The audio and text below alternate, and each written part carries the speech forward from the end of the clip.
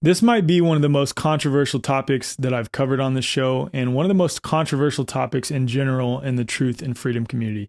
And no, it's not the germ theory fraud, the Zionist conspiracy, the Holocaust, or Sandy Hook. On this episode, we're talking about the shape of the earth. And if you feel triggered, before you turn this episode off, please just hear me out. I used to make fun of flat earthers. In fact, I used to tweet about it as recently as 2020. I was obsessed with the possibility of life on other planets, researching declassified CIA archives about aliens from outer space. Much of my spiritual perspective was centered around the globe via the law of one, and my favorite movie was Interstellar. I'd previously claimed that I looked into flat earth, which really consisted of me watching biased videos debunking superficial flat earth arguments while propping up the globe with clever logical fallacies. As I was encouraging people to trust their own observations and experiences, I began really questioning what my own observations and experiences were telling me about this realm. And as I became more proficient in recognizing when logical fallacies are cleverly pushed as evidence, I started noticing the same behavior coming from globe proponents as those who promote the fraudulent germ theory. Needless to say, I started seeing the earth through a new lens. And I want to be clear, just because logical fallacies are used to promote something by some people, that doesn't mean that the topic is incorrect or wrong. It was just an interesting observation that I consistently saw where the same exact logical fallacies, namely affirming the consequent and begging the question, were used by proponents of the globe and were also used by proponents of the germ theory. And I can now confidently say that there's much more to this topic than what you'll find in a few YouTube videos and Google or even DuckDuckGo searches at this point. And as I started to look, I really started to question, well, why does this matter? That was the sort of question that I would ask people when they would push me to investigate this. And even when I was sorting through the cognitive dissonance, I was like, why does it even matter that much? How does it impact my life? And I oftentimes hear that from other people. And as I've come to learn, the implications are much more important than I'd previously thought. I also want to preface this episode by saying very clearly, I make no assertions about what this earth is or what the shape of it is. I just know that it's become very clear to me that there are multiple ways to falsify what the scientific community says it is. In short, I don't have to know what it is to know what it clearly isn't or what it hasn't been demonstrated to be, and I've become okay with sitting in the unknown, open with a childlike curiosity, trying to figure all of this stuff out. And I invite you who are listening or watching this to do the same thing. Watch or listen with an open mind, and of course, trust your own judgment before that of anyone else.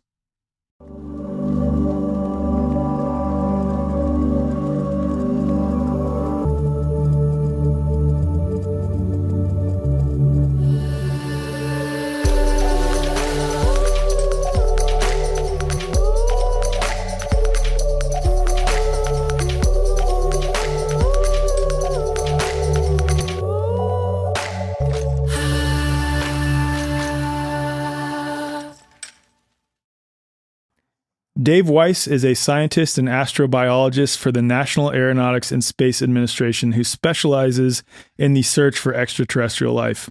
With a PhD in astrobiology from the South Hudson Institute of Technology, SHIT as an acronym, and years of experience in the field, Dave has led numerous groundbreaking studies on the potential for life on other planets. He is also the recipient of several prestigious awards, including the NASA Outstanding Achievement Medal and the Astrobiology Society's Young Scientist Award. When he's not exploring the cosmos, Dave enjoys hiking, stargazing, and playing the guitar. Dave, thank you for joining. Thanks for having me, Alex. Perfect intro. You just call me Alex. Did I? You did. You said you better give my name right. I might have called you Alex. Okay. Well, I called you an astrobiologist from the Shit Institute. Okay. I was like during that whole thing, I'm like, what are his listeners thinking right now? Are they all tuning out? Are they all getting mad? Or are they getting excited? Well, I'm sure like a lot of them have heard of your name before, so I hope they laughed at that because I thought it was hilarious. Yeah. But okay, so there is quite some time that.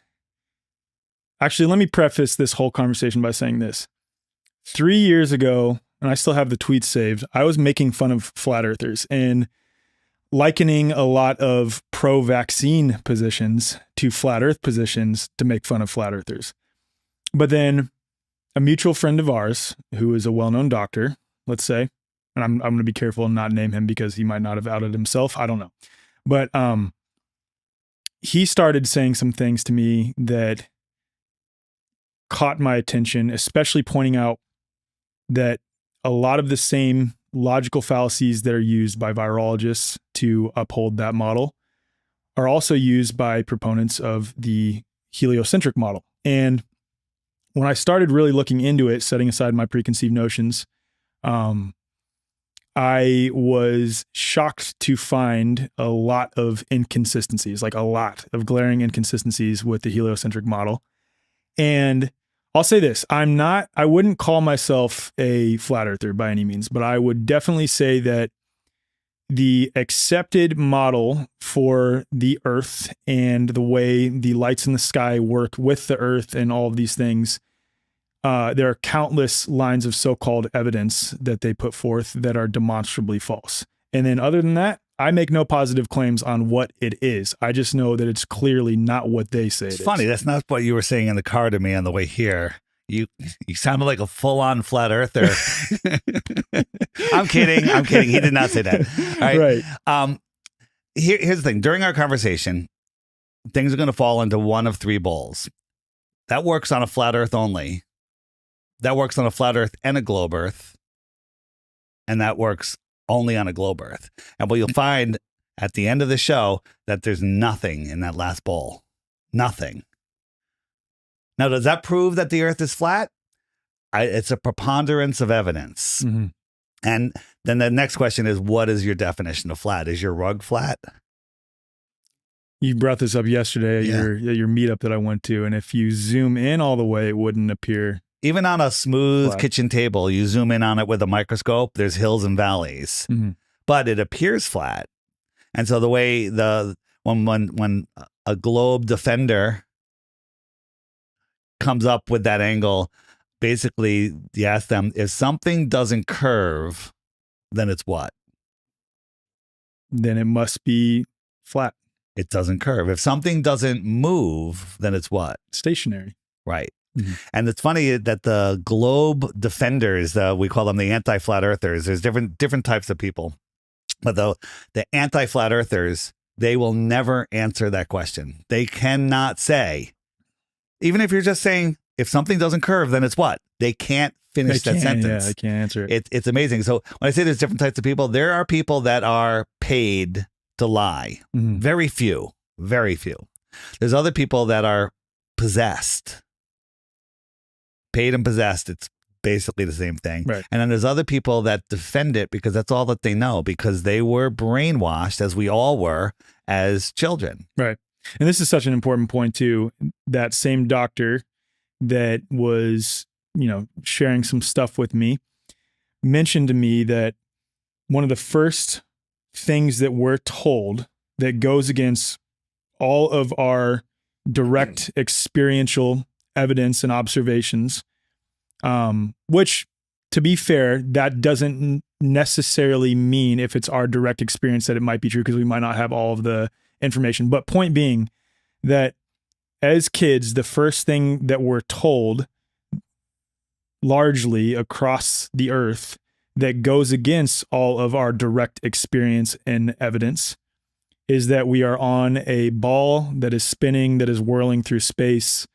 And that flies in the face of everything. Like if you plopped me here without any preconceived notions and asked me the shape of the realm that I'm on, and you ask literally anyone else, everything points to it being flat and stationary. Now, again, that doesn't mean that it's necessarily true. And that's what we're going to get into here. But so people don't realize the level of the indoctrination. It happens when you're a baby in a crib. Your parents probably had NASA sheets and had a mobile over your head of planets, right? The chances are high. Not everyone, not everybody.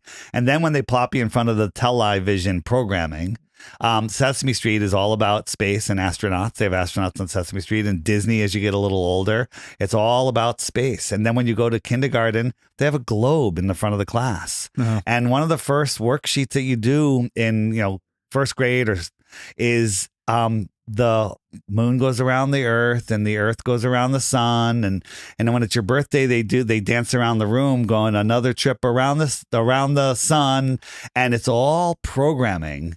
And and when you have a kid, kids have God-given common sense. They're they can figure things out, but when you tell them we're spinning, we're upside down, Australians are upside down, we're flying through space, that breaks their trust in their own senses. Right. And it's a form of trauma-based mind control, just to start. And then it just gets worse from there. But one of the Nazi scientists said, give me a kid until the age of 7 and I'll own him for the entire life, or something like that. And that is true, because adults act like children when you try to take their ball away. Right. Well, that's what I was saying to you before, is that of all the conversations that I could have on this show, this is one of those topics that has a higher likelihood to get me canceled by people just by discussing this. And what is so crazy about it is that, like, when it comes to, let's say, a no virus position, to a pro-vax person, that equals, me spouting things that could get people killed, right? And this has no possible source of something like that, this topic, but yet this topic is the one that people get outraged about the most. You think this conversation is going to trigger some of your listeners? Oh my God, yeah. All right, so for all of those people that are ready, I think it'll be half and half. Yeah, half and but half. For those of you that are ready, and anybody that thinks this is the dumbest thing ever, I thought the same thing. But I offer 3 Bitcoins for 1 globe proof. Listen to this whole episode, and then send me your globe proof at the end, and you win 3 Bitcoins. That's my normal offer for this show, because I'm in studio. 6 Bitcoins. 6 Bitcoins. Yeah, first time I've ever offered 6. But you have to say you listen to the Alec show, okay, and the way forward, and 6 Bitcoins for 1 globe proof. Now, I swear on my life, I will pay you 6 Bitcoins for 1 globe proof. Okay. That's how confident I am that we're not on a globe. Now, if you say, well, I can disprove flat Earth, I don't care about disproving flat Earth. Prove the globe. Right. The positive claim. And, I've covered this in other episodes too, and we're going to get into a lot of the so-called evidence for the globe here in a minute, and the questions that are commonly asked. But this is a maxim of law. The burden of proof lies on the individual making the positive claim. And that's why I expressly stated at the beginning of the show, as I do with virology and things like this, I can throw out ideas and my opinion of what might be, but I make no positive claim on, I make no assertion of what it is for sure. And again, it's the people who are proponents of, which is largely the scientific community, et cetera, proponents of the globe model, to back up their claims with evidence, not logical fallacies, most of which require that they beg the question of the globe to begin with. But that's what we're going to get into right now. And just another thing before we start going into your questions, what you'll notice if you look and actually think and understand, the globers that come after us, they all straw man us. Straw man is when you claim something false about what we believe. They all use straw mans. They fake stuff. We've caught National Geographic faking curvature tests right in front of us. And it's not that we're like, oh, that's fake. No. We show you that it's 100% fake. They have no excuse. There's no way out. Why would you fake something if it's real? Mm-hmm. Neil deGrasse Tyson says, we don't have time to talk to flat earthers. There's more important things. But he goes video after video, year after year, straw manning the flat earth. Why don't you just show us the earth show us just once and end it? Why does NASA have countless videos where they're claiming to show live footage from space, and then you see mice running across the all sorts of things, and the earth glitches, bending from curving and straightening, and and then when you catch them using green screens and wires and zero-G planes and video layering, right? How many times do they have to lie to you for you to stop believing them? Real quick on that though, because this is what I used to think. So even prior to questioning the globe, I was convinced that the accepted footage of the quote moon landing was completely nonsense. Like, anyone looking at that objectively and the whole story surrounding it, it is so obviously retarded that there's no way that it occurred as they said it did. So what I had thought at the time though, I'd love to get your take on this. And likewise for the various examples of footage from, quote, space being faked, is that, there's actually extraterrestrial bases on the moon. So I was that guy. You were too? I was that guy, yeah. Okay. Yeah, so what are your thoughts on that? Well, that's it. They want you to believe in aliens and stuff. They want you to believe that the government is covering up something to hide something else, all fake. The moon landing, people go back and forth on that. They're like, well, why isn't there any whistleblowers? How come there are whistleblowers on their deathbeds? People have have confessed that, hey, one guy told how he was on a military base where they filmed it. He gave the list of the 15 people that were allowed into the tent, and only 15 people. And the list is an amazing list. It's like, wow, that makes so much sense. And he told his son on his deathbed, and his son released the film when he died because it couldn't be released, why any of his family was alive. Here's the thing. Belief is easy. I live in Connecticut, everybody. You now have a belief. You can just say, okay, I believe it, and you're done. Or you can do the research. You can take the time. You can take the effort and verify it, right? Yep. We're told a lot of things, and we're humans. We're here to believe. If you had to verify every single thing in your life, you would never have time to do anything. So we need to have a belief. One of my favorite clips of the moon is there's guys on the moon, and the shadow is going towards the camera. His shadow is directly towards the camera. He starts moving to the right, and the camera is pivoting, and he goes just a little ways, and now the shadow is 90 degrees in another direction. He goes a little farther, it's another 90 degrees, so now it's completely on the other side. And in the middle of that, in his visor, you can see 4 lights, 4 stage lights, studio lights, like 4 this. Studio lights, just like this. Yeah. And then there's a picture of a scene where they were filming the moon landing in one of the movies. It looked exactly like that. Truth in the movies, lies in the news. Yeah. And the whole Stanley Kubrick thing, that one is super interesting too. Yeah. Whether he did it or not, right. It was filmed, whether it was him or not. And you have to be careful out there because they try to muddy the waters. There's a video going around. Flat Earthers still pass it around. It's Stanley Kubrick admitting that he filmed the moon landings. There's a whole bunch of clips. It's some real NASA clips, and it's some clips from a movie. What's the one where they faked going to Mars? Not Space Odyssey. No. It's it'll come to me. I'll scream it out in the middle of something else later when we're not talking about it. And it's like they found this film on the cutting room floor. It's not him. Okay. Right. But so flat earthers don't put things out to fake flat earth or fake falsifying the globe. We put out information. Globe defenders, flat earth haters, they'll make stuff up and see if we buy it. Yeah. And sometimes people fall for it. In order to straw man the position of flat One of my earthers. favorite, and I'll include this clip so people can see it, is the show Globebusters was on, and I have my green screen studio, and I had Paige, my wife, there, and she was saying she was on the space station, and I'm wearing a full green zoot suit, the whole Spider-Man green suit, and I'm floating things by, and she's manipulating them and stuff, and I'm moving them, and it was hysterical. Yeah. It was just so funny. Somebody clipped it. And because my wife looks like Karen Nyberg, one of the astronauts, they're like, Karen Nyberg exposed. And it went everywhere. It was on thousands of channels. Still there. I'm and you're in the video. I'm not. You can't see me. I'm wearing a green suit. Okay, got it. It's just Paige. Okay, got it. Right. And it's literally, if you listen to the dialogue, we're just saying the silliest, stupidest things. Yeah. But people see it, and the flat earthers got so excited, everyone started sharing it. This is the problem. I got called by Market Watch, by like 4 different debunking sites. So fact seekers, and it was actually great publicity to get us into mainstream, but. You have to be careful. Like, I don't just believe anything. Belief is the lazy man's knowing. 100%. Yeah. Yeah, totally agree. Okay, so I want to get into some common claims of heliocentricists, and especially those that claim to prove that the Earth is not flat and stationary. So let me ask an open-ended question first. What are, in your mind, the most common globe claims that you come across and why are they wrong? I know it's a big one.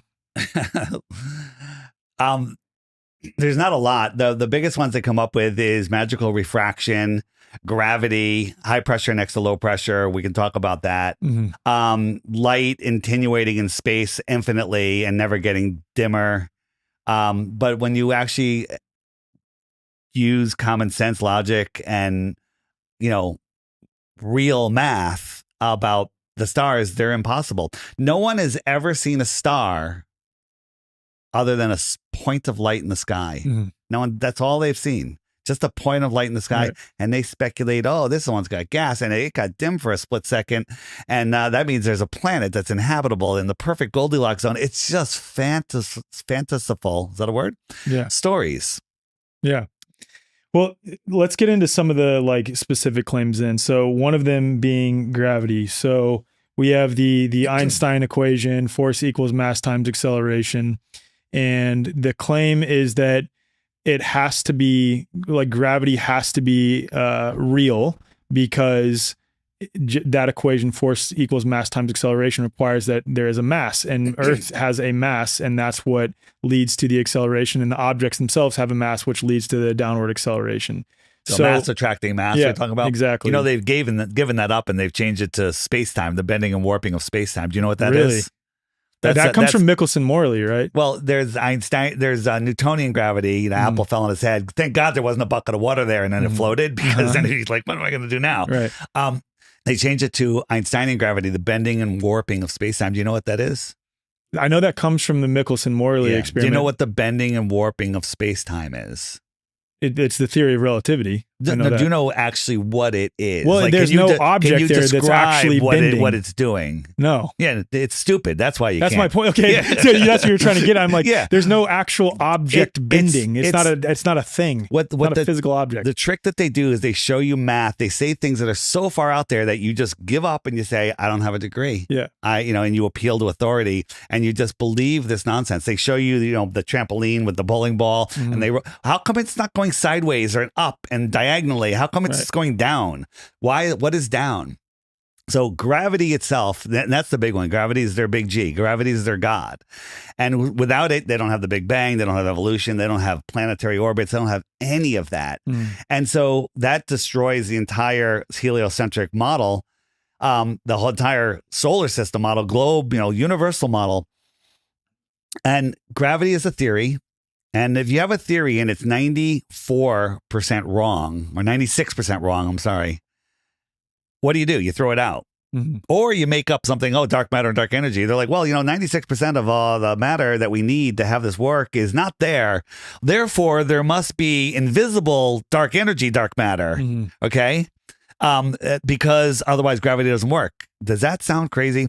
If I owed you $100, you lent me $100 earlier, and I say, here, I'm going to pay you back and give you $4. We're done. You're like, whoa. Where's the other 96? I was like, well, those are dark dollars. Those are dark dollars. Right. So if it's not gravity, what is it? Because, the next best globe argument is, why don't you jump off a rooftop and sit and let me know that there's no gravity? Right. Well, this is the thing real quick before you get into that. It's important to distinguish between cause and effects. No one is saying the effects of things falling to the ground isn't a real demonstrable effect. That is obviously real. But again, what is the cause of that effect? And from my understanding, okay, now that they say it's the bending and warping of space-time, that's their alleged cause. I'd love to see them actually prove that that's a thing, because it's quite obvious that is all speculation based on some nonsensical model that they came up with. Speculation. It's also like the failure to falsify the stationary plane in the Michelson-Morley experiment. And we'll get into that in a little bit. We'll get into that. But my point is, though, that we're distinguishing between cause and effects here. Okay, Go ahead. So how can you test gravity?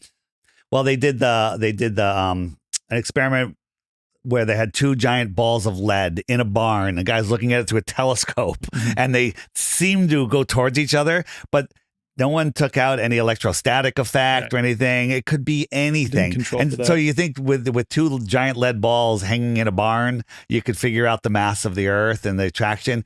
It's ridiculous. A plumb bob should hang a little sideways next to Mount Everest, if any of that is true, right? All plumb bobs go down. They go straight down. Now, a globe will tell you they all point towards the center point of the Earth, so they're all pointing in different directions, which is down for all of them, and none of them are ever parallel, right? Start getting into that, your brain melts and people just give up and they're like, I'm just going to stick with my ball because that's what I've been taught and that's what the majority does. So back to gravity.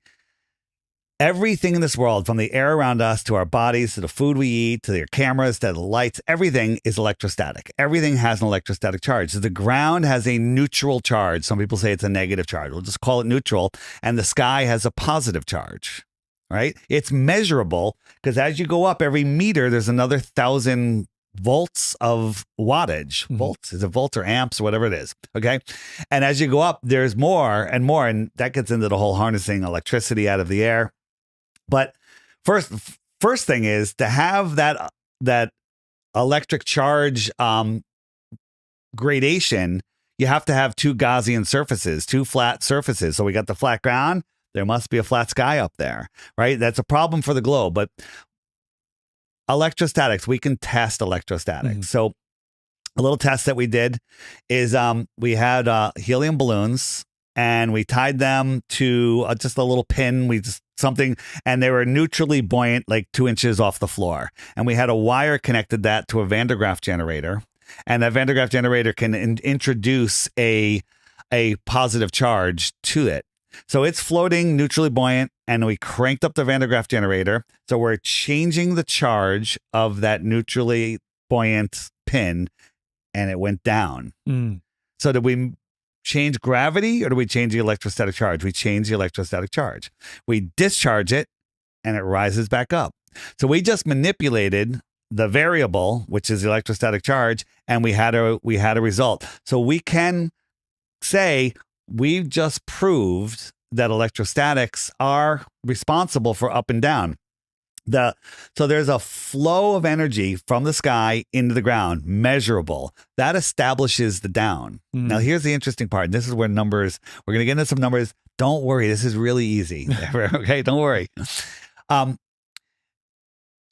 Mainstream science, the heliocentrists, say that the electrostatic force is 10 to the 36 power stronger than gravity. That's a massive number. Massive is not the right word. Right. Like you can't even conceive of that number. You can't even conceive of that number. So 10 to the 36 and that's their own claims, right? That's like their own 10 claim. to the 36 times stronger than gravity. MIT has a drone, they call it the silent drone. It looks like a skid, a box skid, and it flies with electrostatics, no moving parts, right? And it flies because they can maintain a negative charge in it. It separates from the Earth and it flies and they can control it, right? The XRT-3B or whatever that secret triangle aircraft is, flies on electrostatics. You think this is how like quote UFO technology works, like the discs that we see? If I threw a rock over your house while you were in the backyard and you didn't know it was a rock, it's a UFO because you don't know what it is. So okay, I'm saying like the specific claims surrounding discs that are flying that are silent. I think that they're using electrostatics. Yeah, absolutely. That's what I thought too. That's exactly. And I think that the electrostatics are used in a lot of things that we're just unaware of. That gets into the whole how do big airplanes fly, and that's a whole nother rabbit hole. So we can prove that things go up and down due to electrostatics. The science says electrostatics are 10 to the 36 power stronger than gravity, right? So do you know how long 1 trillion seconds is?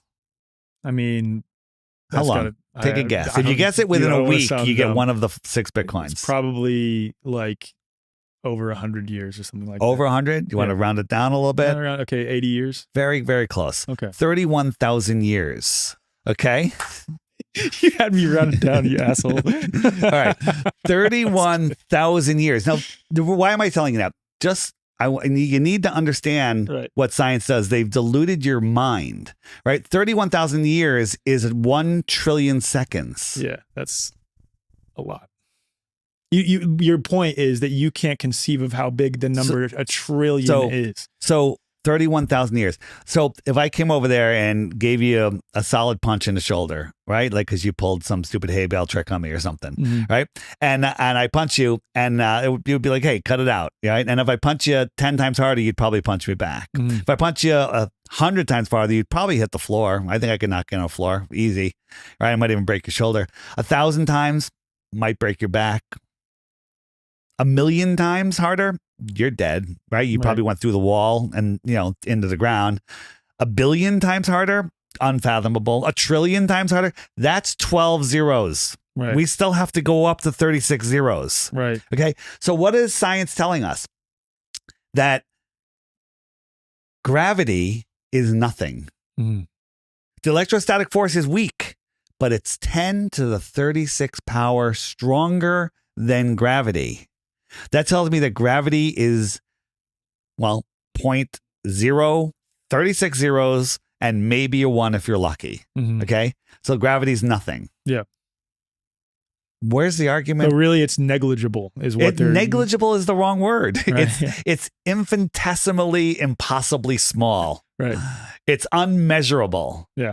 All right? So that's what they're telling us in their doublespeak. Mm-hmm. So anyone that's claiming gravity doesn't know what they're talking about. Mm-hmm.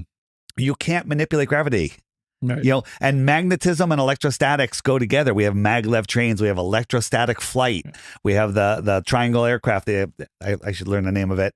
And we can manipulate things on a small scale ourselves. And then during lightning storms, things fall at a different rate. Everything falls at 9.8 meters per second. That proves gravity. No, 9.8 meters per second is an average. And during electrical storms, it's been measured that things fall at different speeds because the air is charged Wouldn't they differently. just claim that that's based on the mass, though, of the object? That's what they claim. Right. Manipulate it. Show me. We manipulated it with electrostatics. We made things lighter, made things heavier. And people say, well, why don't you just do it yourself and float? Because that much would kill you. Mm-hmm. That much would kill you. Won't they claim, though, that, I'm likening this to my time in physics class at West Point, that it's repeatable, that using the negative 9.8 meters per second squared equation with gravity based on the mass of objects, you can get a consistent output and actually measure it. Like you can take it out. Huh? You can't. You can't? No, you can't. And no one's measuring it. And the one experiment that everybody points to is in a vacuum chamber, which wasn't even a full vacuum chamber. They dropped a bowling ball and a feather at the same time. I think it was Mythbusters or Brian Cox, but Lying Box, I call him. They showed it. Go back and watch that, right, where they fall at the same rate. I think that works in an electrostatic world. I don't think that there's any resistance, and maybe they would fall. But the thing is, if you watch it, edit. It's like a NASA launch. Edit. And just before it hit, there's like 7 edits. Just show us the whole thing. Right. Okay. When you have 7 edits before a rocket clears the launch pad, you got a problem. So for the vacuum, they were trying to control for any atmospheric interference or any wind or anything like this. Yeah. Like a drop of feather, it's floating in the air. If there's no air, it probably will fall as fast as a brick. Yeah. Wow. Okay. The other physics related thing that I want to get into, and we'll probably get into some other ones, is gas pressure next to a vacuum. Now, I've watched countless flat earth debunking videos, especially from the likes of, this guy, even if I did agree with him, and I don't, but even if I did, I would refuse to watch him because he is such a prick in the way that he comes across. And it's Professor Dave. The old musician Dave, who's not a professor, who just calls himself Professor Dave. Even watching your discussion with him, I think in the first 20 minutes, I pointed out 27 logical fallacies, and then I just turned it off. I'm like, this dude is not actually interested in an academic discussion. He was just being a dick. And for those people who aren't attuned to logical fallacies, they'll be like, oh, Professor Dave killed Flat Earth Dave. I'm like, no chance he didn't kill Flat Earth Dave. There's 27 logical fallacies at the very beginning, and he was just being a prick and being overbearing, and that's why it seemed like to those who aren't trained in logical fallacies that he, quote, won. So there's a channel on YouTube called Mind Shock, and it's a professor who hides his identity, hides his voice, but he analyzes logical fallacies and ad homs in debates, and he doesn't pick flat earth or globe, but secretly he's a flat earther. Yeah. Okay. Probably. I mean, I don't even know, but he just analyzes them logically. Right. And Professor Dave broke all records. I bet. I mean, he did the whole thing. It's like a 3-hour video. And I think Professor Dave almost hit 400. And those hosts, I don't want to get off on a tangent. Those hosts did horrible. They were so I stupidly went into that debate thinking that the guy wanted to learn and I was actually going to tell him something. And it was just he is one of the very few that are definitely paid because he's getting millions of views and he's getting, right. his algorithm shoots him to the top. Yeah, absolutely. So again, he's for weak-minded people, but if you take the time and look and think, you'll see that none of that is true. Right. And the fact that Google feeds you him when you search something that has no relation to me in that debate, and they feed you it. But that debate has woken up a lot of people that would never have looked, because a lot of people I'm not a flat earther. Flat Earth is stupid. But why did he act like that? Right. And I was like, here, watch these videos. Watch the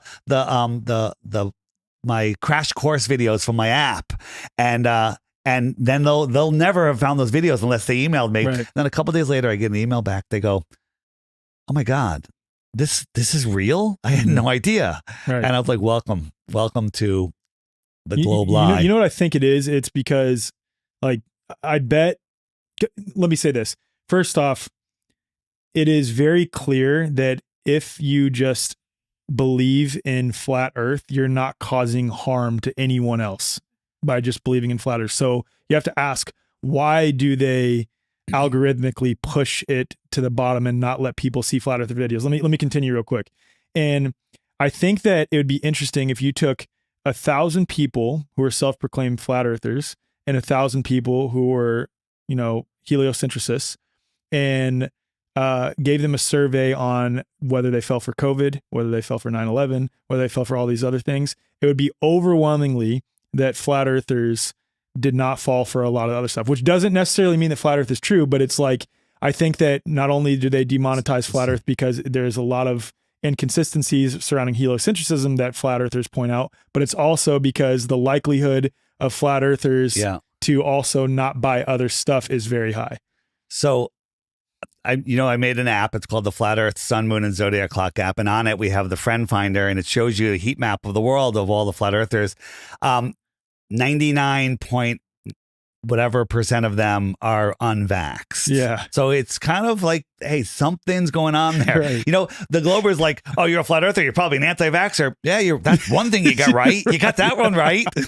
How come you can't get anything else right? Yeah. And they try to pin it together as a bad thing, but the evidence again is undeniable. But again, believing is easy. You say, I don't believe the earth is flat. I know it's not a globe, and I know it's level and horizontal. I know it doesn't rotate, and I know it doesn't curve. I'm a flat earther. Mm-hmm. Yeah. Like what can you go with at that point when you falsify all those other things? Yep. Okay. So I want to go back to where we were with the gas pressure next to a vacuum. So what the likes of Professor Dave would say is that, oh, you think that gas pressure can't exist next to a vacuum because you're thinking of vacuum in the context of sucking. What we're talking about with the vacuum here is just void of other materials, other objects, other substances, right? But so I took thermodynamics at West Point, and that was related to entropy. There were some established things that I learned, and the accepted globe model is the only thing that I can think of that violates what they claim is laws of thermodynamics. Everything. Right. So let's touch on that. Gas pressure next to a vacuum. So gas violently fills the available space. Right. Violently. It does. Right. Absolutely. And the heliocentrists say that gravity is strongest closer to Earth, and it gets a little less as you get up higher, but it's still gravity. There's gravity in space. There's gravity where the space station is, the International Fake Station. Just remember, gravity's strongest next to Earth. They say that gravity's holding onto the air. As you go up top of Mount Everest, it's really hard to breathe because the air is thinner. So they say it just gets thinner until there's no air. Cool story, bro. Right? But that means I could have a shoebox filled with air here down on the ground. No, I'm sorry. A shoebox filled with air, right? Suck all the air out of this room and open up the top of the shoebox, and the air will stay in the box because gravity's holding it down. It's stronger down here. Remember that, right? And we all know that's not true. That's not going to happen. You can take a container without any air in it, and at any altitude, open up a valve on the side, top, bottom, doesn't matter. And it is violently going to equalize that pressure. Right. no matter where you are. And this is repeatable and observable. And no matter how many like experiments you do, you cannot show anywhere in nature or in a lab high pressure next to low pressure without a vacuum. Now, is there a pressure gradient? Yes. In your tank of propane, it's half empty. You got propane on the bottom, liquid. Then it's a thicker gas and it gets thinner all the way up. And if you measure it's all under pressure. You put a hole anywhere in that tank, all of the gas is gone at any altitude, anywhere. To have pressure, a pressure gradient, you need a container. It's as simple as it is. Yeah. But because you pre-assume a globe without a container, therefore gravity doesn't have to obey that law. It's just like dark matter and dark energy. Which is so interesting because, again, just as you said, according to their own claims, gravity is less than negligible when it comes to that versus electrostatics. Understatement of the year, less than negligible. We have to come up with a new term. I can't figure it out. Right. And so there's two inconsistencies right there. Like, gravity is what's keeping this gas pressure without a closed container next to a vacuum, even though in countless, literally every single example when it comes to thermodynamics, you cannot demonstrate that that's the case. And then electrostatics are much more like infinitely more important than let's stick on the gas a little bit. We're going to go into outer space for a moment. All right. So helium and hydrogen defy gravity. They go up, right? In a balloon, goes up. Helium and hydrogen. Stars are made from 99% helium and hydrogen.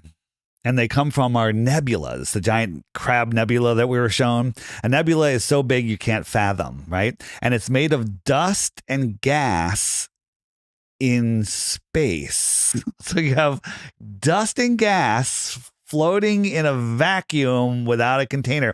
And now that dust and gas decides to collapse upon itself. How much helium and hydrogen do you need before it starts collapsing instead of expanding? Right? This is where brains just turn off. Right. And so in these nebulas, they say that they're popping out stars left and right. What is it doing? A whole bunch of gas collapses. It goes, okay, that's big enough, Charlie. That one's, big, right? And then pop it out like a ping pong ball machine? And then it goes, parks itself over in the galaxy arm somewhere? How come the whole thing just doesn't collapse upon itself? If it's collapsing, it's collapsing. They say our sun is one of the smallest stars in our galaxy. Right. The other ones are so big. Everyone's seen that model like Betelgeuse. It would be like a yoga ball and our sun is like a grain of sand and the earth is invisible. Okay. And Betelgeuse isn't even one of the bigger ones. Right. There's even bigger ones. This is ridiculous. This is nonsense. Well, then as it relates to that, the one thing that always gets me, and I had this down in my list of questions, but this has never stuck with me even when I was a heliocentricist. How is it that the sun's quote gravitational pull is so strong that it keeps the Earth and the other planets locked where they are? Yeah. Right. But then the Earth's is outweighing the sun's in order to keep the moon locked to the Earth when it's a smaller object with a smaller mass, right? And it's all about mass when it comes to gravity, supposedly.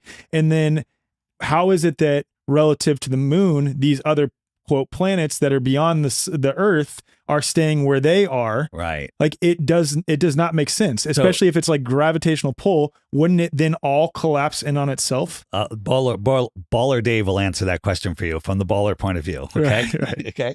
What would he say to that? I'm Baller Dave, by the way. Oh, I thought you said Ball Earth Dave. No, Baller Dave. Sometimes I go on a show as Baller Dave where I just argue against flat earthers and I just say the dumbest crap ever. Yeah. And that's actually what Globers actually say. Literally what they say. Yeah. Okay. They say that the Earth's gravity is way closer to the sun. It's only 250,000 miles away. The sun's 93 million miles away. Therefore, the Earth's gravity supersedes the sun's gravity. But somehow the sun, the gas ball of helium and hydrogen, can hold on to Pluto and Uranus, okay?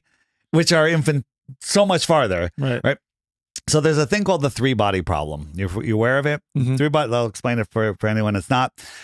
We can take a world supercomputer and we can say, okay, we got a ball, we'll call it a star. It's got this much gravity. We got a planet and we'll put it in orbit. And that computer will tell you exactly where it's going to be for the next million years. Okay. Add one more body in that, something orbiting the sun or something orbiting the Earth, a moon or another planet. And the thing goes haywire. No computer can figure out what it's going to do next. 3 bodies. Okay. How many bodies are in our galaxy. Guess it within 2, and I'll give you a Bitcoin. Oh my goodness. There's 100 billion stars, they say, and Right. each one of them has planets, and each one of those planets has multiple moons. That's a stupid question. Right. I was just being silly. Right. But in our solar system alone, we have 8 or 9 planets, and they have multiple moons, and somehow they keep time better than the finest Swiss watch. And I can say that confidently because all time is kept by the sky clock, right? The sky clock is what keeps time, is what time is. And we have these planetary alignments where nothing gets yanked out of place. Go on YouTube and look up the 3-body problem, and they'll show you animations of what happens when 3 bodies try to interact. It just turns into spaghetti. Right. And so how can we predict where all of these things are going to be unless it's built like a clock? Mm-hmm. And we still have throughout, again, if we're appealing to history being somewhat correct, and even what most in our community believe about ancient civilizations, assuming that that's all correct and there's not some type of reset, let's just play with that for a second. Countless civilizations throughout history have seen the exact same stars in the sky or lights in the sky forever. And it's like, if we're on a ball that's spinning, that's revolving around a sun, and all these other planets are too, and then all the stars, and we're just whirling throughout the galaxy, how is it that we see the exact same lights in the sky throughout history forever? It's worse than that.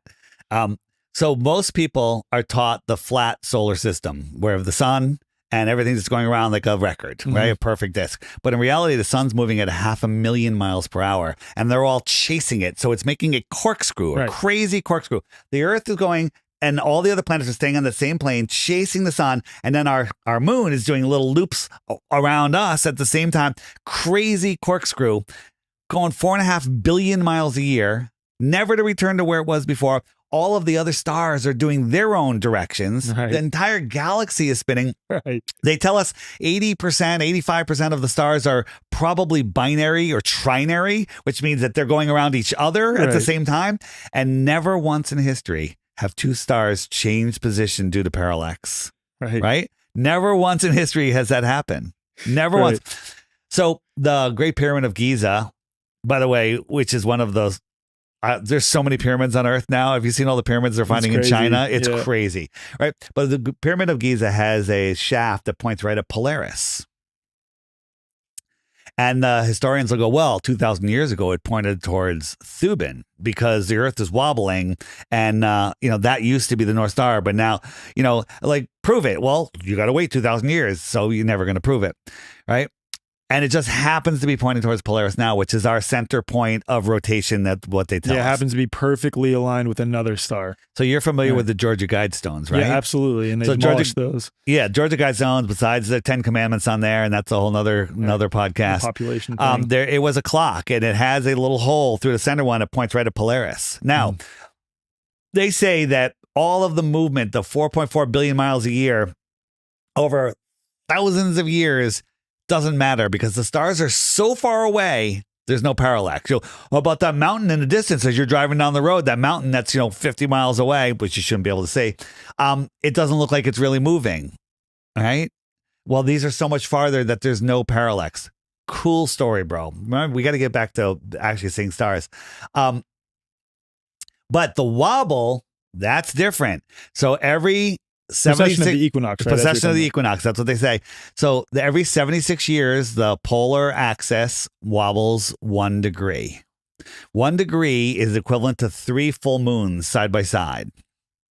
Well, the Georgia Guidestones were up for 40 plus years. So it's over 0.5 degree, which is 1.5 moons, if not more, which would have put Polaris way out of that tiny little hole. But it was still there. So we started making videos about it, started going viral on TikTok, all over the place. Boom. Terrorists blew up the Georgia Guidestones. 3 hours later, the bulldozers were there, took the entire thing down, no investigation. Interesting. Yeah. Undeniable proof that the Earth isn't wobbling, and they blew it up, and they blamed it on a terrorist, and there was no investigation. It's crazy. Yeah. Crazy. For those of you that are short-circuiting, want more information, do not Google my name. Everyone's Googling my name right now. Yeah. Do not search flat Earth. You're just going to get fed propaganda. It's like searching your main topic, which is health freedom, searching for, our virus is real, right? You're not going to get any real information. You have to come here for that real information. 100%. You have to do that on my website, flatearthdave.com. I have the crash course. It's free right there. I created an app that bypasses the algorithm. It gives you access to all of this stuff. It's a $3 app, one-time charge. It does all of these other things. Feel free to get it or just watch the crash course. It's incredible too, because you have a whole content library.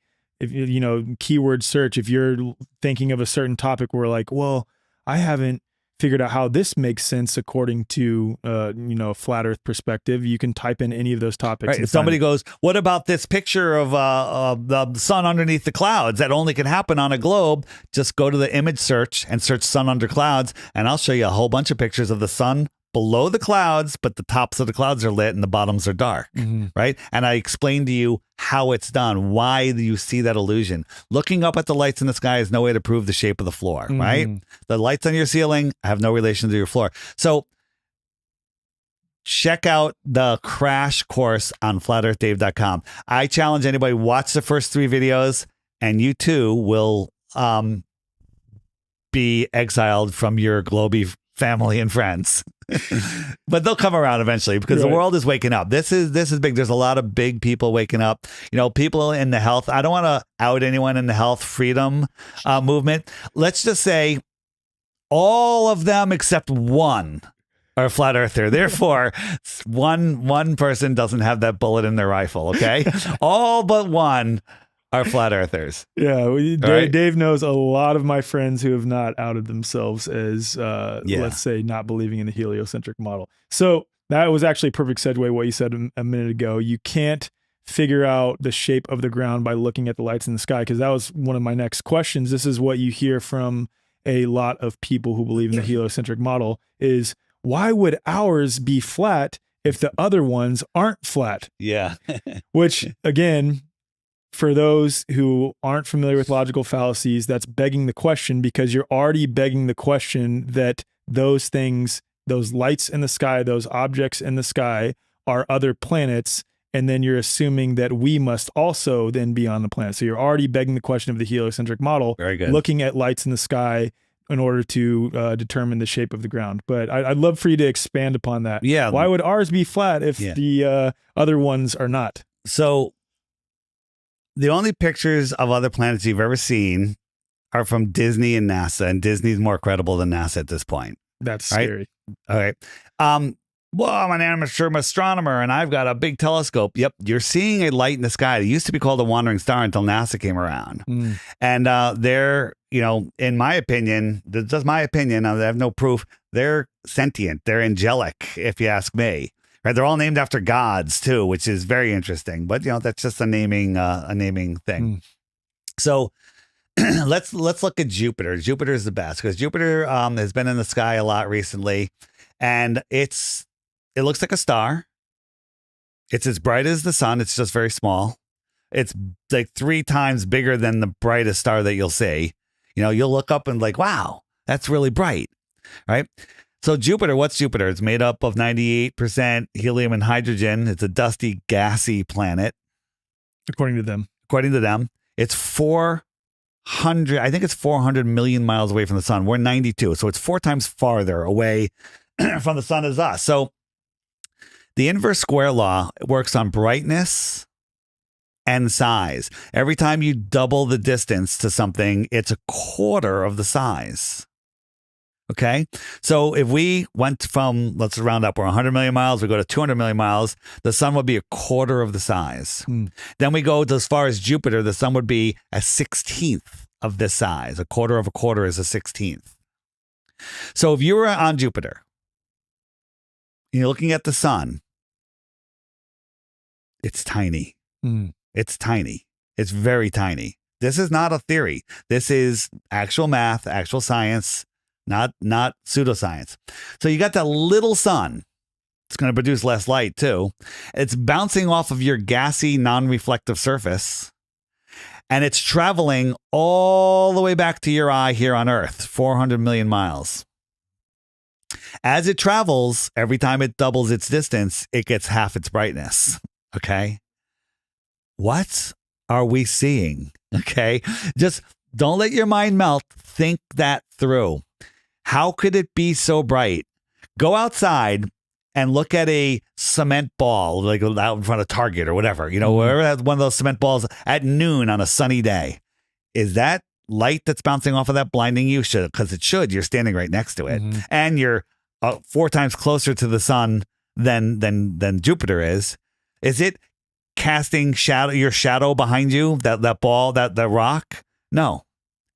And that smooth cement rock is more reflective than a gassy, dirty planet, a dusty, dirty moon. Look at the moon in the sky. Think that you don't know anything. Pretend you were never taught anything. Is that a light or is that a dusty, dirty ball? Look at the moon, a full moon or near full moon, when there's some spotty clouds in the sky, when you have like sky scattered all over. It's only lighting up the clouds that are right next to it. What are you saying, Dave, that the moon is right next to the sun? I don't know what I'm saying, because we don't know where the sun is or the moon is. It's in an apparent position. One of the experiments. Have you thought about it being a projection of something elsewhere, even outside, according to most philosophers, the firmament? I think it's above our side of the firmament. It could be within the firmament. Is the firmament thin? Is the firmament a million miles thick and the sun is in it? I don't know. I appreciate this too. And that's what I love about you is you're like, I have no idea what it is, but I just know that whatever they're claiming is it's demonstrably People false. Like, what do you mean the apparent size? I did an experiment and I took I had a blue sheet and I divided my room in half with the blue sheet. I hung the sheet from the ceiling. And 10 feet on the other side of the sheet, I had a flashlight that actually had a square lens on it. And Paige and I are standing on the other side of the sheet. And there's a bright spot on the sheet, and it looked just like a sun. It really looked like a sun.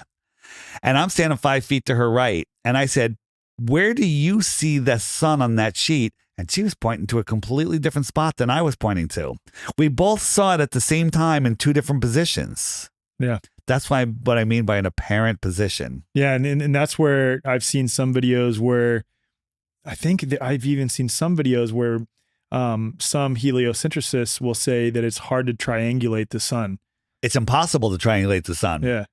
Because if I'm talking about using trigonometry specifically in order to figure out you can't do it if you're seeing it in a different position. Yeah. And there's a great video on my app on where does the sun go section on the frequently asked questions page.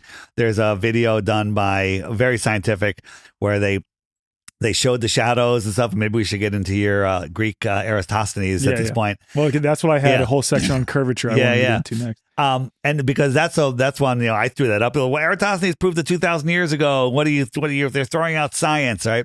So when you start understanding what that experiment was and the fact that there's no written story about Eratosthenes' experiment before the 1900s. Right? Would they forget about him for 2,000 years? Yeah, interesting. Yeah. Where did it pop up? I think it was in the 1950s. It popped up in the Rockefeller-funded textbooks. Yeah, of course. Okay. Of course. So we might as well just jump into that. You want to go there? Yeah, let's jump into that. So the Eratosthenes, the story changed too. Eratosthenes looked down a well in Greece on a certain day of the year. He could see the sun reflection on the bottom, which means the sun is directly over him. Good observation. Good science, fact. Okay.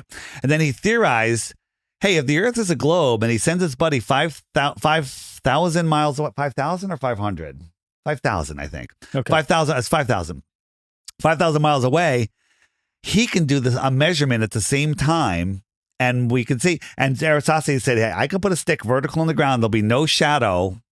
And then if my buddy at the same time sees a shadow, he can do some perfectly good math, assuming the Earth is a globe, and figure out the diameter of the Earth. And this is them determining the radius, of the Earth and the circumference of the Earth. Right. And according to Carl Sagan in the series Cosmos, they drilled it into everyone's mind that that it could only be done on a flat Earth. Okay, first thing I have Carl to Sagan said that. Oh yeah, in the show Cosmos. Oh yeah, there was a big. Carl Sagan actually said that. Carl Sagan was a bamboozler. He said you can't convince somebody that they've been bamboozled.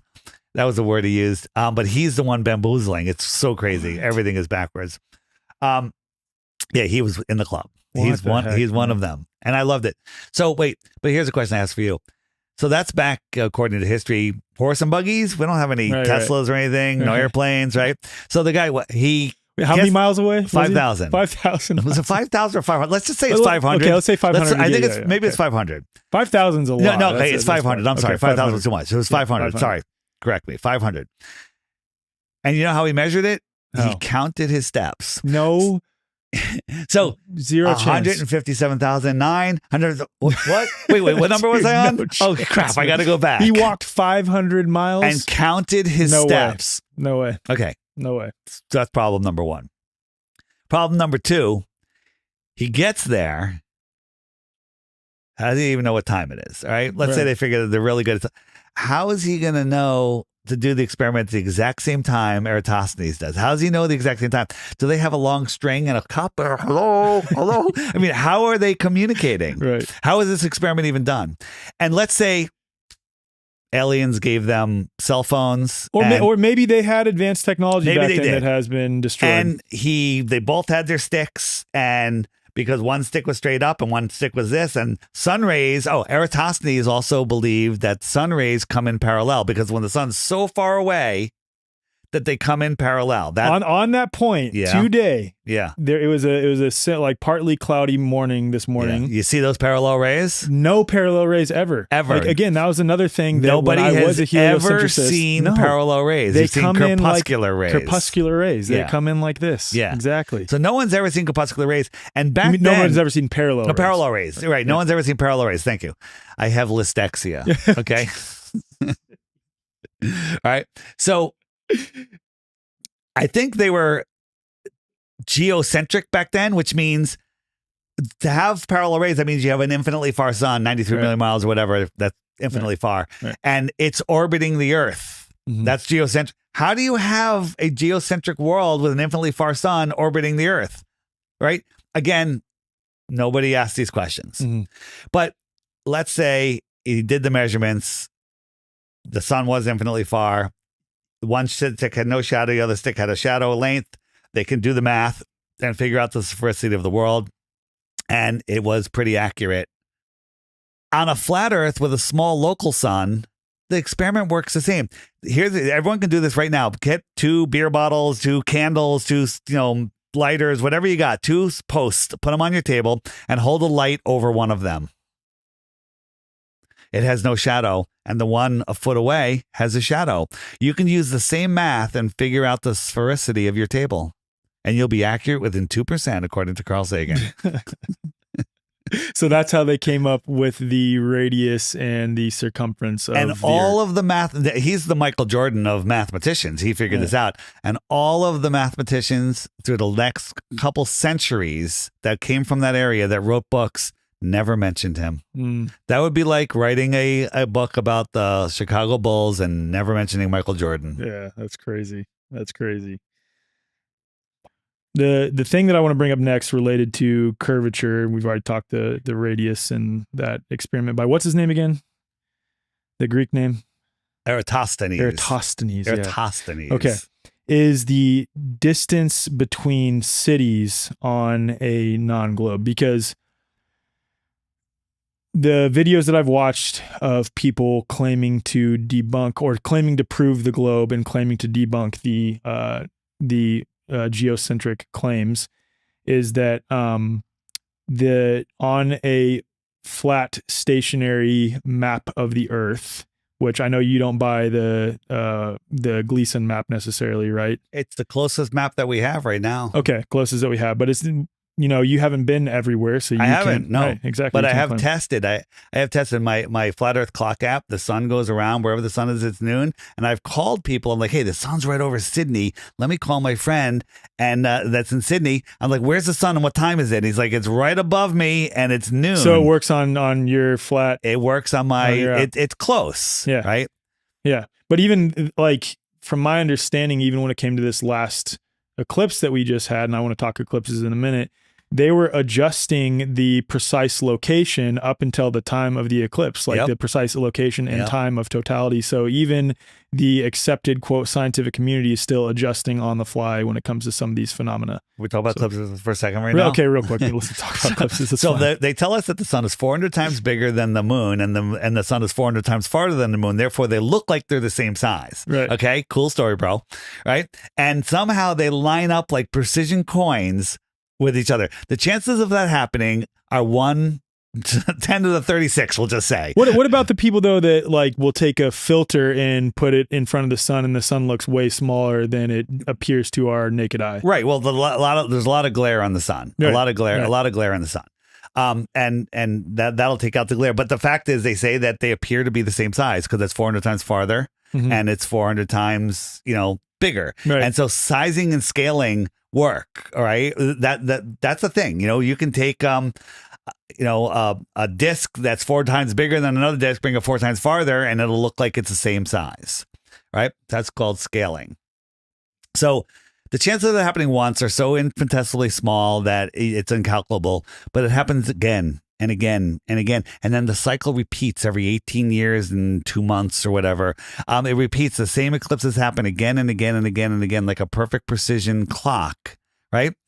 And that's based on the Saros cycle, right? The Saros cycle. There's two cycles. Not George Soros cycle. Yeah, not the George Soros. Maybe it is. Who knows? Yeah.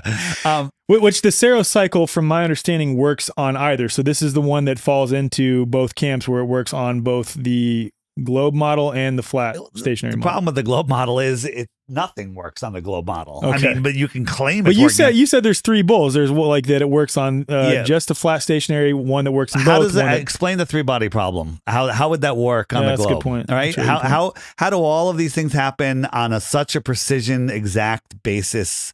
All of the time, right? When you start looking at it, they use astrolades. You know about the Antikythera mechanism that was discovered off of Greece 2,000 years. Was it 2,000 years ago? It's a calculator. It's a computer that shows you all the eclipses and the position of some of the planets and the phases of the moon, and it's more accurate than our clocks are today. And is it based on a flat stationary Earth? All of this stuff is based on a flat stationary Earth. I mean, to fly an airplane, you have to treat the Earth as flat and stationary, or you will die. This is an important point. We're going to go off on 100 tangents. That's just what I do on the show. So I will say this. Someone that I talk to every day, let's say, I'm not going to out who they are, but someone that I talk to every day had a jet, no longer has a jet, and has 2 pilots of that jet. And I've met those pilots because I've been on said jet.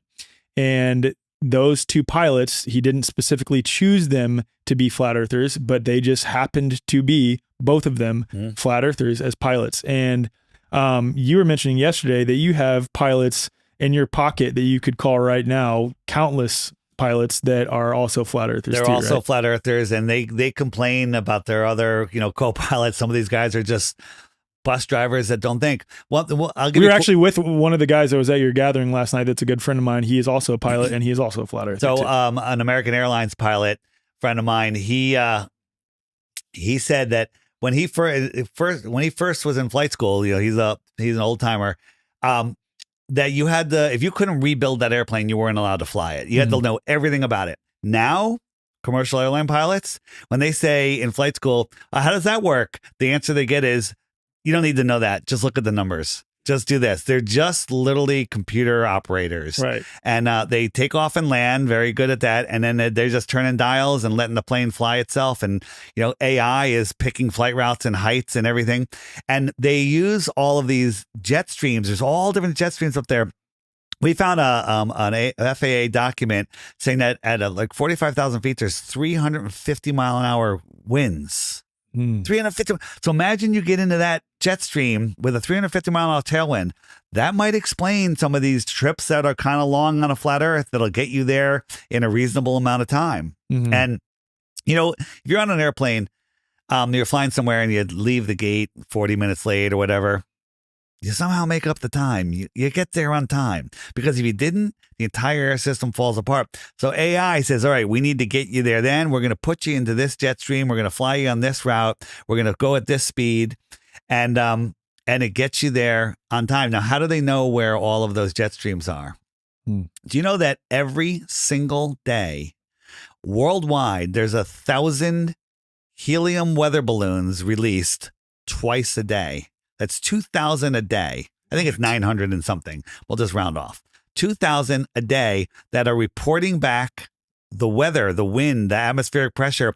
It all goes back to a supercomputer that models out the whole thing so they know exactly what the winds are doing everywhere. Whoa. So they can plan everything. Right? Interesting. 2,000 every single day. Who's the largest consumer? What industry, or I guess what organization Who is the owns largest? all the helium in the world? That would be NASA. That's easy. You can find that one on Google. Listen, you can find that one on Google. On my app, the Flat Earth Sun, Moon, and Zodiac Clock app. You can find it at flatearthdave.com. There's a section called Rockets Are Balloons. Okay. First, bring a box of tissues if you love space. If you love Elon. If you I was love just all that thinking of stuff. my kid self, man. I'm like, damn, that really sucks. And when you see this, you're going to be like, oh my God, how did I miss that? I want to say that at the beginning.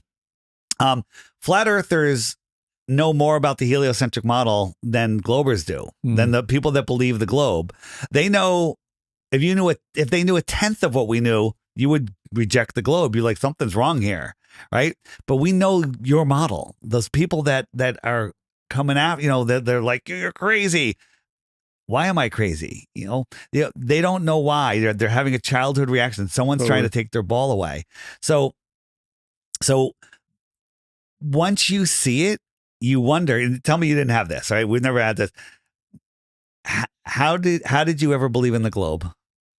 Doesn't it amaze you that you believed in the globe? 100%. Why? It's just because you or never at least looked. Their accepted model of it. Like, absolutely. Yeah. 100%. Because when you're a little kid, your teachers are gods, your parents are gods, and the books and the movies and everything, they're telling you it's just brainwashed again and again and again. Well, even for me, when I had you started to understand how much we'd been lied to on everything and how much misdirection and obfuscation there were on various things related to health, related to history, related to all of it.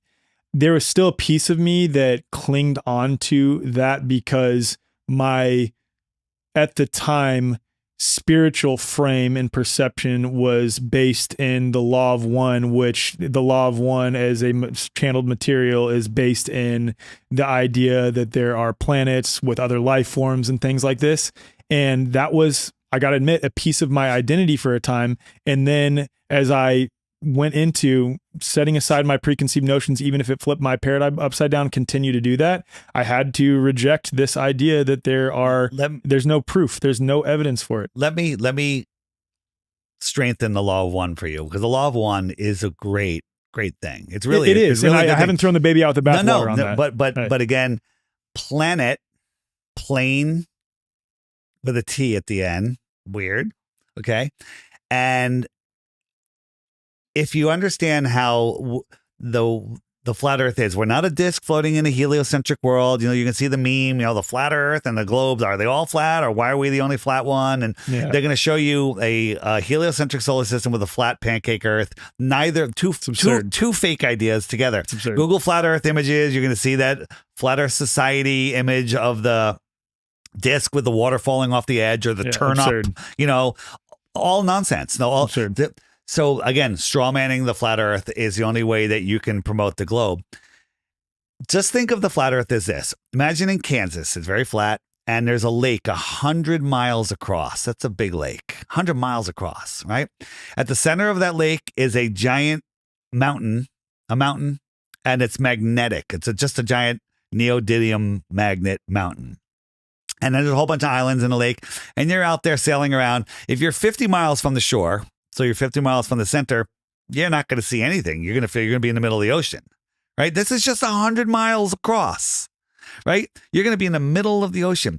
You take out your compass, it's going to point towards the middle of that lake. You say, you know what? I'm going to go west. And as you go west, you have to keep turning to the right, because that north needle has to point to the right. But that turn is going to be unperceivable to you, especially at noon, right, when the sun's up high. And you're going to go, and you're going to keep going west, and you're going to end up right back to where you started from, at whatever little island you were at. This lake is a globe. Mm-hmm. Okay. You circumnavigated the lake by dead reckoning west. You can do it east also. Right. Funny thing is, billions of people have circumnavigated the earth east and west. Guess how many have done it south? Zero. Okay? Zero. Well, I can go from Santiago up to Canada, across the North Pole, actually not across the North Pole, but close to it, and end up over in China. Okay, keep going. Now you've gone to China, you've gone to Australia. Well, Australia's over to the left a little bit. You keep going. You're not going to come back to where you started from because you're going out. So now take that pond. So you're on the pond in this lake in Kansas, and you sail in a straight line. You don't follow the compass. You're going to hit the edge of the pond soon. The edge of the pond is Antarctica. What if you fall off the flat earth? No, you're going to step up onto the land. The land's higher than the water. The land is containing the water. Mm-hmm. Water at rest needs containment. Right? So now you're going to start walking away from the lake. You pull up your kayak and or your sailboat, whatever, and you start walking. You're a mile from this lake. Can you see it? Think of that. This is a small scale of the flat earth. You're a mile, you're not even going to see the lake anymore. Mm-hmm. Let's say you walk 10 miles, 20 miles, and you come to another lake. It's another piece of the plane. A planet. Extra territory, extra land. But it's a piece of the plane, which would be a planet, a plane net. Okay. So now let's say these ponds are all over the place. We're not even out of Kansas yet. Right. Okay. That's just 100-mile lake. So Antarctica, what we call Antarctica, could be 10 to the 36 times bigger than all of the surface area that we're aware of. Okay. Yeah, right. All right. We don't know how big it is. Is that infinitely large, by the way? It's inconceivable. Right. So there are your planets. Put the Law of One on there. Put Star Trek on there. Put the Star Wars on there. All of that, all of the travel in between those ponds, that's interplanetary travel. It's interesting too. If you look up the definition of terrestrial, it means of the earth. Right. So extra of the earth. Extra terrestrial. Extra land. Yeah. Extra land. Yeah. So here's another thing. When you look at anything in the distance, it becomes spherical. Mm-hmm. Okay. I'll show you a train video where I blew it. You're looking down in the dark and I say, is that the moon or the sun? And everyone's like, well, that's the moon. That's the sun. It's actually a train. Mm-hmm. Okay. And as the train comes to you, you realize it's not even a round light. There's 8 different lights, triangle lights, square lights. It's like they're in all different. All just merged into and they all light. just merge into a ball. All right. So if you are a globe earther, which you're not. Okay. Don't edit that out. Okay. All right. And I'm a flat earther, and we get on to a rocket, something that's going to take us. Let's say we had access to fly beyond where we're allowed to fly.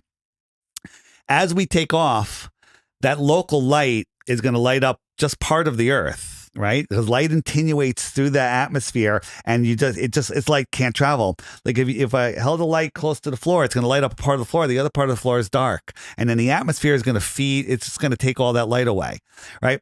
So as we went away, you would see a ball. Hey, we're leaving the earth. Mm-hmm. And then there'd be another sun over on another pond, and you would see us approaching another ball. And as we got there, we just went from one planet to another. Mm-hmm. And I'm like, no, we just went from one pond to another. Mm-hmm. It's the paradigm that you're brainwashed with is what you see. Right. Well, what's interesting, I want to move on from the Law of One, but just an interesting point as I was reconciling the two is that even in the Law of One, the entity that's being channeled, and I'm skeptical of channeling, like very, very, very skeptical of channeling. I think a lot of people are claiming to channel and they're actually channeling something that's very negative. But again, there's a lot of something though. They're channeling something. Okay. Yeah. But when it comes to the Law of One, I could share this at another time. I've had my own stories where it has changed my life for the better, let's say. But the point is that even the entity Ra that is being channeled in the Law of One fully says multiple times that he or they are being filtered through the subconscious mind of the individual that is acting as the channel. So if she's already been indoctrinated to believe they don't channel in words, they channel with information. And then he's putting it into his words. Right. And it's filtered through the subconscious of the individual in which they're And so if you were passing the information of our space rocket trip, you would be saying, we left the globe, I can see the curvature and everything. And I'd be like, we left the flat disc and the flat pond. Right. And it's because those are the words that you have to describe what you're seeing. Right. Exactly. Okay.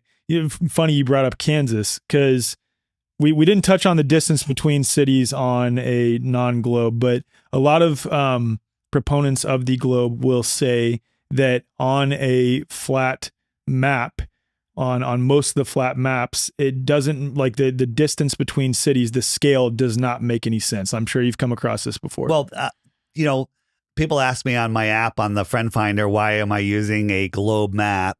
And the answer is because that's what they offer us as far as GPS location, the ground positioning system, GPS, by the way. Right. And so we don't even have verification of one continent's relationship exactly to others. Like, we don't know where Santiago and Brazil point compared to Africa and Australia. So we can't verify that. And they hide the flat earth with magnetic declination. What's magnetic declination? Hey, my compass says that north is that way, but the magnetic declination for this area says that it's 40 degrees that way. So you have to ignore what your physical compass is telling you and move your north 40 degrees to south. There are places in Antarctica where the magnetic declination is over 170 degrees. What? So your compass says north is that way, but according to the NASA book, north is that way, the opposite direction. Interesting. Okay?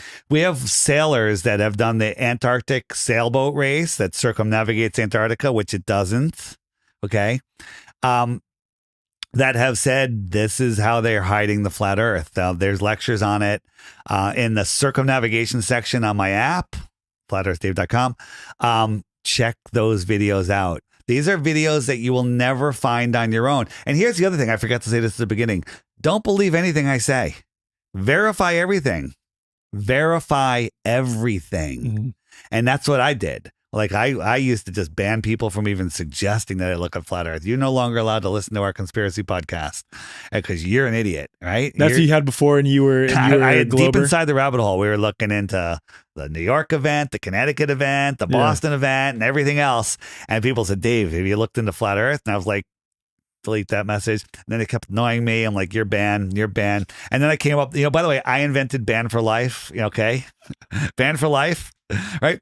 If you comment just a globe head comment, ban for life. I love questions. I love hard questions. Right. I love all the hard questions. But if you're just attacking people, just doing stupid things, you're just banned for life. And if you suggest stupid things like looking into flat earth, you're banned for life. Right. And but then Sophia Smallstorm, friend of mine, she did 9/11 Mysteries, Unraveling Sandy Hook, and she's like, Dave, I think the earth might be flat. And I was like, are you kidding me? You too? And she sent me a couple videos. Now, people are like, oh, where do you get your information from? YouTube, right? YouTube is just like life. It has everything. Right. It has assholes. It has smart stuff. It has dumb stuff. It has good stuff. It has useless stuff. It has nonsense. You have to filter it out. It's just a hosting site. So, right. But now it's a hosting site that barely lets you say anything. Right. But I'm on my second YouTube channel. So I know. The problem is we have to stay on YouTube because that's where the normies are. I know. The other people on the other platforms are already woken up. Right. Right. Anyone that's already awake to flat earth, I'm not focusing on you. I'm done with you. Right. You're on your own. Right. Right. So I watched these videos. I said, okay, I need to debunk this. Right. And I went in with when someone tells you something new, you're like, let me check that out. Right. You go in with an open mind. I went in with a closed mind. Earth is a globe. Flat earth is stupid. And I'm going to prove it. Right. For 2 weeks. I'm dying. But luckily for me, back in 2014, YouTube was like, oh, you like that video? Here, watch this. Someone uploaded this. And they're great suggestions. Never happens anymore. Right. Now you just get nonsense. Like if you said to me, Dave, can you send me something on circumnavigation? I sent you my circumnavigation for dummies video. It's 4 minutes long. Easy weasy. Right. You watch it. The next video that's going to come up is going to be an anti-flat earth totally distracting nonsense video. But if you send it from the app, from the playlist to somebody, if you send it to me, I'm going to send you that video in a playlist. That way, when you're done with it and you're scratching your head, the next video is going to play. You're like, what? And the next video is going to play. And you're like, what? Brilliant. So the app works that way, where we bypass the algorithm. So that's how I woke up. And then my podcast, I was like, you know what? I'm not going to mention this on my podcast because I'm going to get canceled I'm going to lose everybody. Right? I almost lost my co-hosts. Right. Man. And so then I was like, you know what? I can't be quiet. This is the truth. This is the foundation of all of the lies, right? We can debug, the vaxes, and we can debunk, germ theory. We go to debunk germ theory and government corruption and pedophilia and all of that stuff. None of it's really going to go away and stop until people know where they're standing, who they are, the true power that they have. If you're spinning out of control, lost in space in a godless or distant God deluded universe, as my co-host Matt Long says on the Flat Earth podcast, if you want to dilute something, pour it into a bigger container like empty space. So you want to dilute creation. You put it in an infinitely expanding universe. For Bitcoin, how much is the universe expanding every second? According to them, according to the quote scientific community, I don't even know. I'm sure it's some so insane stupid. number. You know, I keep meaning to look it up, but it doesn't matter. It's either every second, every minute, or every hour, or maybe even every day. I think it's like billions of miles. Okay. Does it matter that it's every day or every second? There's no difference. I'm sure they have a really, really strong direct evidence to validate that. There's none. Wait a minute. We have to go on one other thing. All right. We're going to be here for just. I have so many questions. We're going to go for 5 hours. Okay, last thing. Okay. Right. And it might cover one of the things you're talking about. Okay. They tell us Polaris, our North Star, is 46 times bigger than our sun. So remember, we're talking about scaling and variance. Yeah. 46 times bigger. Right. So our sun is 93 million miles away. If Polaris was 93 million miles times, wait a minute. How am I saying this? I'll explain it an easier way.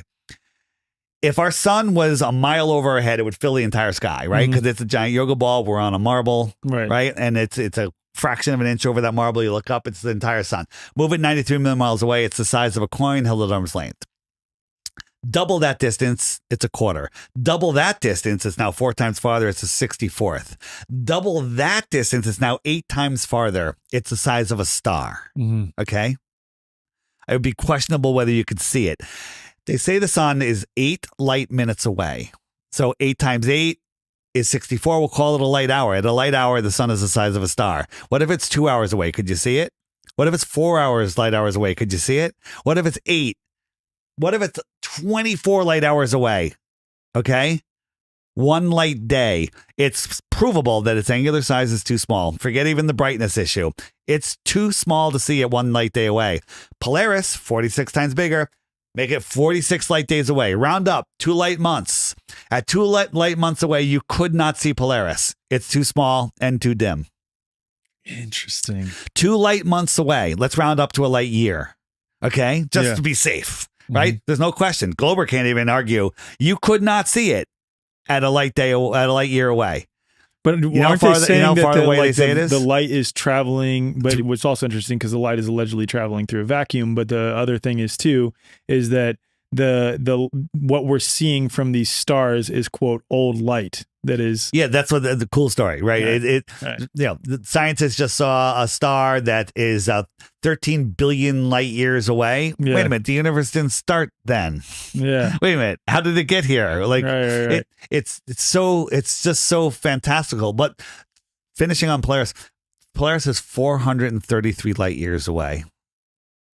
You couldn't see it at a light 2 months away. All right. Right. But we're supposed to believe that we can see it 433 light years away. And the brightness, it would have to be like 1 billion times brighter than the sun for us to see it and I think I'm underestimating. It might be like 100 trillion times brighter.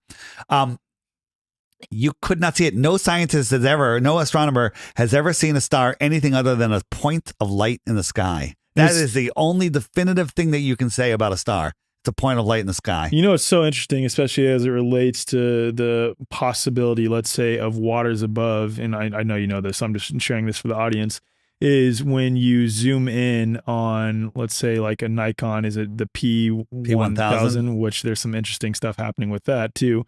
But the Nikon P1000, you zoom in on any of these stars, it literally looks like cymatics of light in water. They all have their own personality. They're all amazingly different. There's some great footage. Like, look at it and you just feel the angelic spirit. You know, I think when Neil deGrasse Tyson, the actor, says, we're all made from stardust. You know, Carl Sagan said that, you know, star exploded. That's why we're here.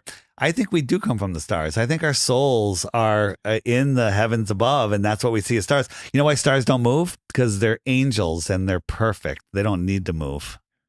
My wife is going to love hearing that, because we've talked about that quite a bit too. How stars we're projections of stars, essentially. Right. Yeah, remember It's a Wonderful Life? Yeah. Right? Yeah. Didn't they come from the star? Yeah. Right? Yeah. Right?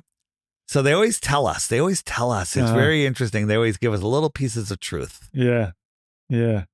Okay. So back to, because you brought up Kansas. I was born and raised primarily in Kansas. Kansas is super flat. So when it comes to line of sight, you know, there is countless examples of people falsifying the alleged curvature of the earth and seeing objects far beyond what they should be able to see based on the accepted globe math.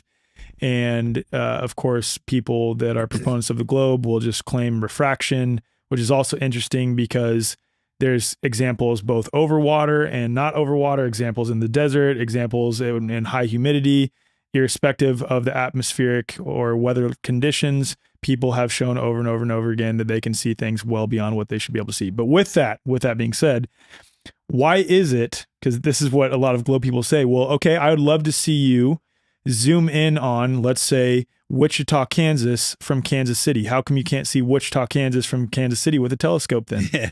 So it's a very common question. It's one question I asked, and it's very, very simple answer. Light, as it goes through the medium of our atmos, it attenuates. It cannot go that far. So there's a famous spot in Illusion, France, where you can look out over the ocean, and Canigou Mountain, which is 175 miles away, cannot be seen. And if you use the globe math based on that elevation, you know, because the higher up we are, the farther you can see. So you have to use the globe earth calculator, the curvature calculator. The top of Mount Canigou should be about a mile below the curve of the earth. And you can't see it. Earth is curved. You mean mile above? A mile below, according to the globe. Okay. The top of the mountain should be hidden by a mile of curvature. Okay. Got it. So, you know, like hold a basketball halfway in front of your face, so you're looking over it and somebody's looking at you. They can't see your nose or mouth because it's behind the curvature. Right. So you can't see it, and globers go, can't see it. Earth is a globe. Oh, the bottom of that building's missing. Earth is a globe, right? Oh, it's not missing the next day. Oh, well, you know, that's because refraction, right? Right. It's amazing. But twice a year for 1 or 2 days, the sun lines up with that viewing spot. This is what you're talking about. Okay, I remember now. And as the sun goes beyond the mountain, perspective makes it look like it's going behind it, and you can see the outline of the mountain right in the sun. Now, you don't see me right now. You see the light that's bouncing off of me. Prove it by turning all the lights off. You don't see me. You can't see Mount Canigou because the light that bounces off Mount Canigou isn't strong enough to push 175 miles through the soup of the atmosphere. But the sun is much brighter, and as the sun goes behind it, it blocks it. It blocks it. Now, the Glober answer for this, ready? Put on your gymnastic suits, because here it goes, right? Is, well, the mountain is below the curve and the sun is also below the curve, but the sunlight is refracting up, and the mountain, which has no light on it, because it's on the dark side, is refracting up and blocking the refracted sun. And it's all stopping exactly at eye level. It never goes higher than eye level. Well, this is the other thing that was interesting to me, too, as I was looking into these refraction claims, even with that, wouldn't these objects still be bending away from us based on the curve the argument as well? for that is that it's such a slight delay thing that you might not even notice if you're standing next to it. It's so, again, mental gymnastics. Yeah. It's so stupid. Now, they love to say, flat earthers love the formula 8 inches per mile squared, right? Which is a parabola. Yeah, it is a parabola. Yeah. Right. Which for those watching, what we're talking about is that means it would be like this. Like it makes a curve, and then it gets dropped off really fast. Yeah. But the problem is, up to 1,000 miles, it works perfectly. Mm-hmm. After 1,000 miles, it actually leans in favor of the globe, and it says it's less curved than it is. After 1,000 miles, it starts going off. You cannot see 1,000 miles through the atmosphere. Mm-hmm. Okay. You were talking about a world record photo. We have another photo of the Alps from 700 miles away. Now, the Globers won't even address this photo, but the amateur people that are defending the globe just because they're so hypnotized and they feel the need to try to hold onto their ball is they say that you didn't calculate for the height of the mountain. The flat earthers don't calculate for the height of the observer. Yes, we do. We use their globe Earth curve calculator.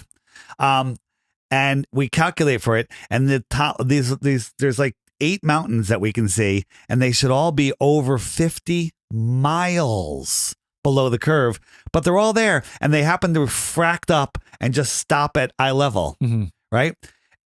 Refraction is amazing that it doesn't send things higher than eye level. Right. It sends things, it says refraction is here to trick you into the Earth being flat, right? And then refraction, different heat, different humidity has different refraction amounts.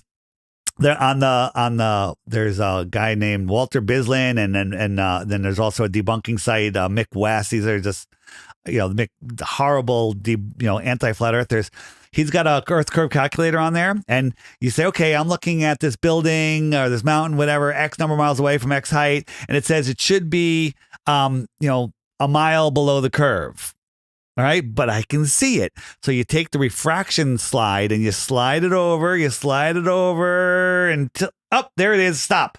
That's the amount of refraction. Mm-hmm. They literally have a magic slider, and you keep sliding it until you see what you observe, and then you say, that's how much refraction is, because that's what the refraction thing says, and you can see it. Therefore, Earth is a globe. It's so stupid. That's insane. It's so insane. Yeah. It's ridiculous. If you're enjoying this episode, please consider sharing it with at least one friend or family member who you think could benefit from hearing it. You help us grow and reach more people by sharing it with those around you. Also, be sure to head to the show notes to check out our membership offerings, membership marketplace, and more. In nearly all cases with modern health systems, you're waiting months for appointments only to spend a mere 10 minutes with a doctor who quickly hands out a generic diagnosis that is likely rooted in a total misunderstanding of health and causes, and then you're offered a one-size-fits-all medication or invasive treatments with unpleasant side effects. If this sounds all too familiar, consider a different approach with the New Biology Clinic, founded by Dr. Tom Cowan, a respected natural health doctor, author, and speaker. Dr. Cowan's holistic perspective on health and wellness and a deep understanding of the true nature of health and disease sets this clinic apart. With the New Biology Clinic, it's not about quick fixes and suppressing symptoms. The practitioners take time to understand your unique story, recognizing that health is unique to the individual and that illnesses have a variety of causes, physically and metaphysically. Members of the New Biology Clinic enjoy a flat monthly fee that includes a range of valuable services like health consults as needed, practitioner-led live streams on diverse health topics, access to a members-only resource library, and multiple live group sessions every month. These sessions cover fitness, breathing integration, biofield tuning, guided meditation, EFT tapping, and much more. Unlike traditional healthcare systems that thrive on frequent visits, prescriptions, treatments, and suppressing symptoms, the New Biology Clinic's motivation is to make you healthy and keep you that way. Visit newbiologyclinic.com to learn more and use code THEWAYFORWARD for $50 off your account activation. If you're a member of The Way Forward, email hello@thewayforward.com to receive $150 off your account activation. Your journey to genuine healing begins here. If you're listening to or watching the show, chances are you probably look out at the state of the world and think, I know there is a much better way of doing things. So many of us have a vision of living off-grid with like-minded people, unschooling kids together, building community together, trading and bartering together, growing food together, and sourcing clean, spring-fed water together. And with modern society headed towards the cliff of tyranny and the centralization of power, it's important to consider a life where we can thrive irrespective of what happens with the rest of society. Most of us know what we want and why we want it, but few have cracked the code on how to achieve it. Our friend Jonathan England has cracked the code on the how. On August 3rd, he is hosting the Off-Grid Dream Life event, where he'll show you the 4 steps to transform your vision of an idyllic eco-village into a reality. Imagine being a part of a sovereign community with its own food, water, shelter, energy, currency system possibly, allowing you to live in harmony with nature and with each other. No more bills, fresh clean water right out of the ground, organic food picked off the land daily, and surrounded with like-minded people who share your values. If this sounds like your dream, please register for this free virtual event by visiting offgriddreamlife.com or just head to the link in the show notes to learn more. So the other one, I'd love to hear your thoughts on radio waves, because from my understanding, there's countless examples, because as we know, or from my understanding, let's say, radio waves only work based on line of sight. So microwaves. Yeah. So there are countless examples of spots picking up on microwaves or radio waves well beyond what they should be able to, because they should be beyond the curve. Do you have anything? So the Globers claim that the radio waves, microwaves, they bounce off the ionosphere. That's how they skip around the globe, right? Skimming down. Cool story, bro. Where have they ever demonstrated that? Because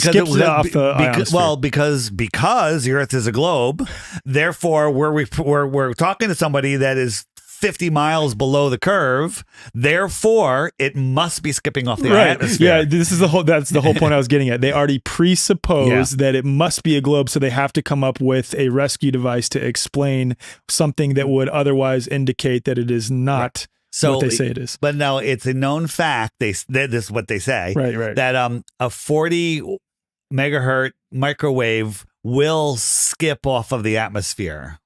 But 100 megahertz will not. It'll go right through it. Mm-hmm. But we've used 100 megahertz and they've gone like 10,000 miles, ridiculous distances. It makes no sense. A submarine at the bottom of the abyssal plain, at the bottom of the ocean, can see another submarine with sonar 100 miles away. There should be a mountain of dirt over a mile high between them. Mm-hmm. So you have to believe that you send that sonar out, it goes over the mountain, goes down, hits the submarine, bounces back over the mountain, comes down, and they can see the submarine. Why doesn't it just bounce off the mountain? Right. Okay? Right. Ships on the ocean, the railgun can shoot other targets 100 miles away. There should be a mountain of water 6,600 feet between the ship and the target. They're both on the ocean, no height distance, right? Mm-hmm. And there's some videos on the We Can See Too Far, and then on the app.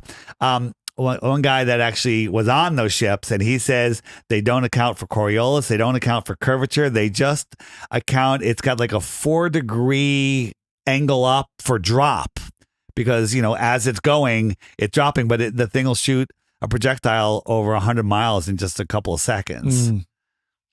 The other one I want to get into, that's sufficient for me. Hopefully the people watching and listening, that was sufficient. And again, for any of these, if you want to expand upon them, go check out flatearthdave.com. Again, that's linked in the show notes. You can watch his video archives and, of course, his app as well. The app has a daily video every day. And what I tell people is, don't believe anything. While you're having your morning tea or coffee or whatever it is, just watch the daily video each day. It is scientifically impossible to do that for 2 weeks and not end up a globe denier. That's a bold claim. It's scientifically impossible. That's good. Okay, the other one I want to get into, and I'll preface this by saying a friend of mine, I know on this video I'm being obscure and I keep on saying, I hate when people say, oh, a whistleblower told me this, but I just want to be clear. I'm naming people. You don't have to believe me. I don't really care. I'm naming people that may not want to be outed as flat earthers right now. So that's the whole point of me saying a friend of mine. So all of your friends but one are flat earthers. Pretty much. Okay. So a friend of mine that I talk to fairly regularly that lives in Australia knows someone who worked in shipping and spent some time in Antarctica during what would be the summer months in the the winter months in the northern hemisphere, December, January, and in the summer months in the southern hemisphere, right? And he spent a lot of time in Antarctica during that time. Not once has he ever seen 24-hour sun in Antarctica. Right. Now there's 24 hours of daylight. And hard to explain without seeing the videos on it, but you can try to pull this up in the editing. But if not, check out Dave's app. Coffee Cup Caustic or on the frequently asked questions page on the app. There is Antarctica in the 24-hour sun section. Watch those videos. Google is hiding them from you, and then make up your own mind. And then you can see and you can do experiments. Right. There's tons of places. You can book a vacation in the north, in Norway, in Alaska with cruise companies and say, hey, we want to see the 24-hour sun. They're like, whoa, you come on this cruise, come here, come this place. You'll see the 24-hour sun. There are 0 places in the south that'll tell you that. Mm-hmm. In January or December, you come here and you'll see the 20. None of them will say that. Mm-hmm. None of them. Weird, because if we're on a tilted ball, there should be symmetry in the north and the south. So we're talking about Antarctica. Where are we going? Was there a question? I want to know what your thoughts on like the claim coming from people who.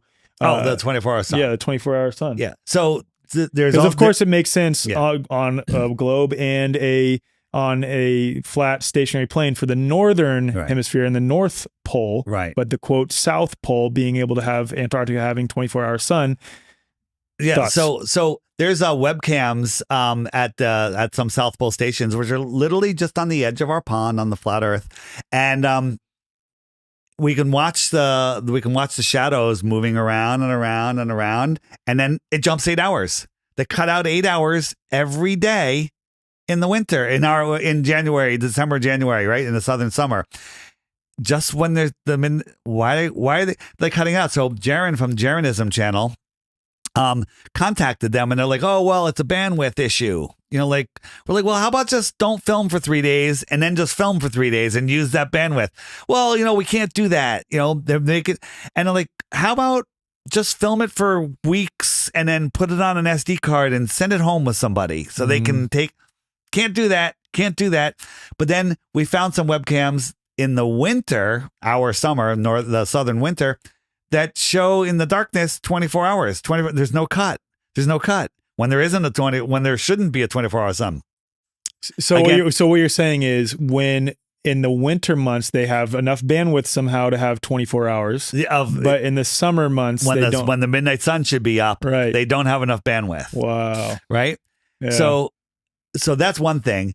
What about the claim? Because I've seen some videos where people claim to show 24 hours. There's 4 videos, and we went through them, and we're not just saying they're fake. We're showing you that they're fake, right? Is this on your app too? Yeah, it's on the app on that 24 Antarctica and the 24-hour sun section, where the guy's like the guy with his watch out there, and he's like, he's showing. He goes, let's do the 24 hours. He walks off camera. The scene cuts, and all of a sudden, the mountain that was in the distance that didn't have any snow on it was covered with snow. Like, what happened? Like, I'm like, wait, what happened? And then the video goes around, huge fisheye distortion, and it comes around, and the exact same clouds happen, and the exact same puffs of smoke that are coming out chimneys are happening. How did that happen? Right. Like, oh, well, we looped it, but, like, why didn't you just show us the 24 hours? Yeah, why would you loop it if you're just trying to show 24 hours? And then another one where the sun literally stays at the exact same height all the way around, which would mean that they're exactly at the North Pole. Right? Because that's why it would remain the same distance from you. And everyone's like, oh my God, this is real. I don't even have good editing skills. I put 2 more suns in that video. Yeah. They look just as good. They're amazing. Right? And that's in there too. It's just showing you. And I did that with 0 budget. NASA and, they get $80 million a day to, trick the world into believing that they're insignificant on a godless ball. Oh my goodness. I feel like I know you did like go through this because I showed you what I want to talk about, but literally that's the next thing that I want to talk about. Is NASA and their budget. Like that's $80 million a day, right? I don't think NASA gets $80 million a day. They just get, they don't need money because they're just the government. They just type what they want and they get it. NASA is a jobs program. NASA is just keeping the slaves busy doing stuff because this is a spiritual war that we're in. They don't care about money. It's all about our energy and our they want us thinking bad thoughts and living in fear and feeding their their satanic world. Well, that was the thing that I was going to bring up next is I don't know how many employees that work at NASA and other space agencies and other agencies that work around something related to the heliocentric model and studying it, and scientific organizations and other organizations in other countries. But are you claiming, and I know this is a rhetorical question, but are you claiming that all these people are all in on it?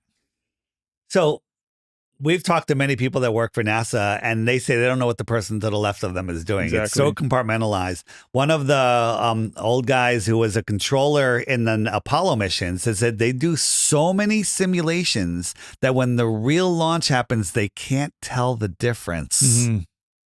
It's interesting. What is that? Interesting? I mean, it's like, okay, you can't tell the difference. Right. And, when the moon landings thing happened, it came back, it went to Australia, then it went somewhere else, and then it went to NASA, and then it went to a rear projection screen, and the news media had to film the screen, okay, to get rid of all the metadata, right? It's so NASA is the easiest one to get through. I know. And you know what I love about this is that like both Globers and non-Globers alike, most people at this point, thank God, can at least get behind NASA being not most. Insane. There's a lot that aren't. People say, I'm saying in my audience, wait until 2025. We're going back to the moon. Yeah. No, we're not. Well, so some of the crazy things like them quote recording over the unedited footage of the moon landing. Human feet, they recorded over it because they were short on videotape. Okay. And all of the data that was all the calculations for all of the orbits and everything, which are so stupid, were done by one woman in pencil on a stack of paper that was 6 feet tall. Yeah. And they lost it. For the most important feat in human history up to this point. And all of the computers don't even add up to a crappy Android phone, let alone my wristwatch probably has more data in it. Okay. But then they also claim, we lost the technology. We lost the advanced technology that we had. And it's so silly. But getting back to the lie, JAXA and all these other space agencies, NASA is a money laundering controlling your population organization, and they literally franchise it to other countries. Like, hey, you can rip off your country by doing this and make them more subservient and respecting you. And I think they're all in on it together. They're all doing it together at the tippy top. At the tippy top, because like the people that work for NASA and these other agencies, they're just doing the job that's in front of them, and they don't know any different. If they say that, I don't know how many people work for NASA, but they say there's 100,000. I say there's 10,000. Okay. So they're lying to you. The population of the world, the population that works for NASA, it's way less than what they're telling us. It's way less than what they're telling us. Well, the other thing that comes up for me though is that so we have all these supposed vehicles, rockets, telescopes that are supposed to be floating in space. So are you saying that like all of those are totally fake and there's no way that they're actually where they say they are? So there's the Google Loon program and the NASA balloons. They have tens of thousands of satellites that weigh up to 8,000 pounds floating on balloons, some of them bigger than football stadiums, right? They're up there. Not a lie. They have it. They just don't advertise it. They don't tell you about it because that's what satellites are, right? On Satelloons, right? Satelloons. So on the frequently asked questions page of my app, there's a satellite section. Watch that. Well, Dave, what about Elon Musk, his Starlink?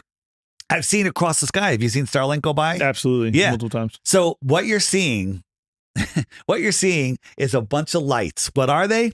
I don't know if they're drones, if they're airplanes. What if they're using some form of electrostatics in order to keep them in that position? So just to know that I don't know what they are. Right. That's fine. Right? Right. Falsification is independent of replacements. Right. So let's falsify it.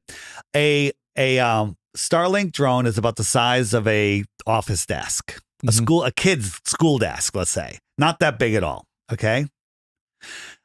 The engine on a 747 could probably hold 15 or 20 of those desks inside of it. Okay. When you're looking up at a 747 at cruising altitude, you can see the plane, can't really see the engines, right? Maybe a little bit. Maybe, right? It's too small. If you doubled the height, it's at 5 miles. If you doubled it to 10 miles, cruising altitude, about 5 miles, doubled it to 10 miles, could you even see the airplane? Probably not. Definitely couldn't see the engine. Remember, the engine is 30 times bigger than a Starlink satellite. So that's 10 miles. You can't see something 30 times bigger than a Starlink satellite. Do you know how high they tell us Starlink satellites are? How high? 350 miles away. Wow. And you can see them very clearly with your naked eye. Clearly. Right. Now, I want more people to do this. A couple people have done it. If you're in a quiet place and all of a sudden you see the Starlink satellites, be quiet and listen. You'll hear a jet fighter way in front of them and a jet fighter way behind them. Interesting. To me, there's something low. And these jet fighters are in case some guy, Joe Schmo, in his Cessna goes, what are those lights? And I want to go over there. He'll be intercepted and stopped. Interesting. Another thing that people have noticed is when you're looking up at them, sometimes stars to the left and to the right of them disappear. Like, what's that? Now, it could be a cloud that you just don't see. Right. Or maybe these are lights on bottom of an airship. And the airship is kind of blocking. Has anyone taken a telescope and zoomed in on them? Have you seen any footage of that? It's at night. It's a light. There's not anything else to see except the point of light in the sky. You're not really getting anything other than the light that's on these things. I think what we're seeing here is just a deception. It's not anything useful. But Dave, I have Starlink service. I get Wi-Fi on my boat in the middle of the ocean. Yes, you do. Let me explain how that happens. Okay. My satellite phone works. What's that connecting to, Dave? Right? Satellite phones work. What's a satellite? Right? So everyone understands how cell phones work. You have these towers all over the place that have a radius. They send out a signal in a radius, and now they're all close enough where all of those circles intersect each other, and you have a flawless area. I drove from South Jersey home 2 hours. I was on a call the whole way, never lost a signal, never heard a click, nothing. It was beautiful. Great technology. What if I was standing still and all of those towers were moving in unison? Still work, right? It would still work. What if that tower was 10 times high? It would have a much bigger radius. We'd need less towers if they could be 10 times high. What does a cell phone tower need to work? It needs a lot of electricity, a good amount of electricity. It's got to be powered up. We've got satellites floating in a vacuum. Where's it getting all this electricity from? How's it repowering itself? They also need to be serviced, right? Space is harsh. Right, you need technicians to service. Some things break. And there's over 6,000 supposedly satellites that are all orbiting each other and never bump into each other too. It's like 30,000 or 6,000. They can't make up their mind. Yeah. Okay. Right. But there's a good global argument for that. You know, like if 30,000 grains of sand were flying over the ocean, would any of them ever hit each other? Okay. You know, whatever. Fair point. I'll steel man the globe argument for you. But so you need electricity. You need them to be everywhere, and you need them to be able to be serviced. What already has, and they need to be high enough to reach. Now, 350 miles, that's tough. When Felix Baumgarten did his space jump, he only went up 20 miles. It might have been less than that, and they were losing communication with him at 20 miles. They could barely communicate with him. So how do we get some cell towers that are higher than regular cell towers floating in the air? Answer: commercial airliners. They're everywhere.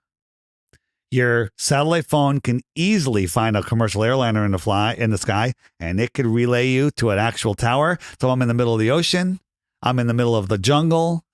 My satellite phone is just a strong powered cell phone that can reach that airplane. That airplane can relay to another airplane to a ground tower, and then you can go anywhere in the world because it goes through all of the regular cables, undersea cables. That's what satellite phones and Starlink is. Now, the Ukraine war. Ukraine, very bad. Elon's a very good man. He said, you know what? I'm turning off Starlink because of this war. That's the first thing he said when the war started. Why is that? No fly zone over the Ukraine. That's interesting. If they're not doing satellite phones like that, they're irresponsibly, fiscally irresponsible, because it's cheaper, better, faster, and the other stuff's just fake and gay anyway. So, but is it still possible that these lights, whatever they are, that are coming across the sky that I've seen, these chain of lights, you like, rarely see them. Right, So that's true. Like where are the rest of them? How come it's just a trick? Why would they go to all of this expense to trick? As I said earlier, the heliocentric deception, the helio-sinister trick, is to keep us disconnected from the creator. Yeah. It's to keep us lost in space, spinning out of control, helpless and scared, and asking for our minds to be controlled by the government. Well, of course, you have to continue appealing to authority, because your own observations and experience tell you otherwise. Why are all of those blue dots on my friend finder on the app unvaccinated? Because they've unplugged from the helio-sinister trick and they can now see reality. You're Neo. Morpheus, I'm Morpheus. I'm trying to unplug you. Once you're unplugged, you'll look back and go, how did I ever believe all of that nonsense? Okay, next ones. What about the International Space Station? Because the people IFS? Yes, the International Fake Station. But I've seen it. Yeah, I've seen it. Well, I've seen it through a telescope myself. Yeah. You saw it. What did you see? I saw a light. Yeah, a light. You saw a light. Yeah. You didn't see the space station. You saw a light. Yeah, I saw a light. Okay. Yeah. So I was communicating with a NASA whistleblower via email, and he verified who he was. And, could I be scammed? Maybe, but he said, you can ask me anything you want. I'll answer the best I can. I'm fleeing the country right now. Right? Oh, wow. Okay. And back and forth, we were asking him all sorts of stuff. We said, when you have your ISS tracker, I've seen that. It's like, hey, it's coming up at 8:16 tonight, and I'm standing on top of a hill with my buddy. We got our telescope out. 8:16, bam, there it is, and went from horizon to horizon. Okay, and in just like 7 minutes it took. That's pretty fast, and it was brighter than Jupiter. Interesting. The International Space Station is just a little bit bigger than a 747. 747 of cruising altitude of 5 miles is the size of a eraser held at arm's length, a pencil eraser, right? Maybe smaller. The International Space Station is 50 times farther away. 50. Okay. And at 17,500 miles an hour, I have to believe that I'm looking at that thing thousands of miles away, let alone 50 times higher than an airplane, and I can still see it with my naked eye, and it's still as bright as the sun. The whistleblower said that they do that with 5 different modified, I think it's B-2 bombers, where they've totally modified it, where part of it is transparent, like transparent material with thin metal struts that you just can't see, and the entire bottom is surfaced with LEDs that match the sunlight.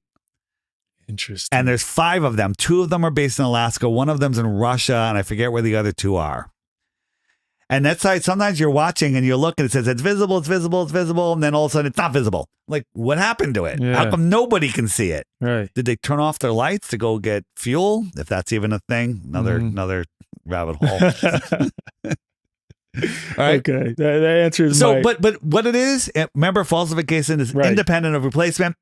I prove that you cannot see something 50 times farther than a 747, reflecting light as bright as the sun and traveling 3,000 miles while remaining in your eyesight. It's not what they're telling us. Whatever it is small. Now, it transits the sun and moon, and that's another Polar trick, right? They got something else that doesn't have lights on it that goes, and they can triangulate and say, hey, we know it's going to go right here, and if you film the moon, you'll be able to see it. Another Polar trick to make you believe you're insignificant living on a ball flying through in scientifically impossible fake space. A real quick layman's example on the falsification doesn't require replacement is if someone tried to say that I murdered someone else and I showed them all of the evidence that nope, I was at home. Here's video footage of me at home. Here's like all the evidence required to falsify this idea that I murdered someone else. That doesn't require that I help them figure out who did murder. Before they can prove your innocence, right? Yeah, like if I show them all the evidence that no, it clearly wasn't me, thus falsifying their claim that I was the murderer. It's not that, well, you know, even though you have all that evidence to falsify mine, it's the best fit model we have right now until you find someone else. We're going with you as a murderer. That's not how it works.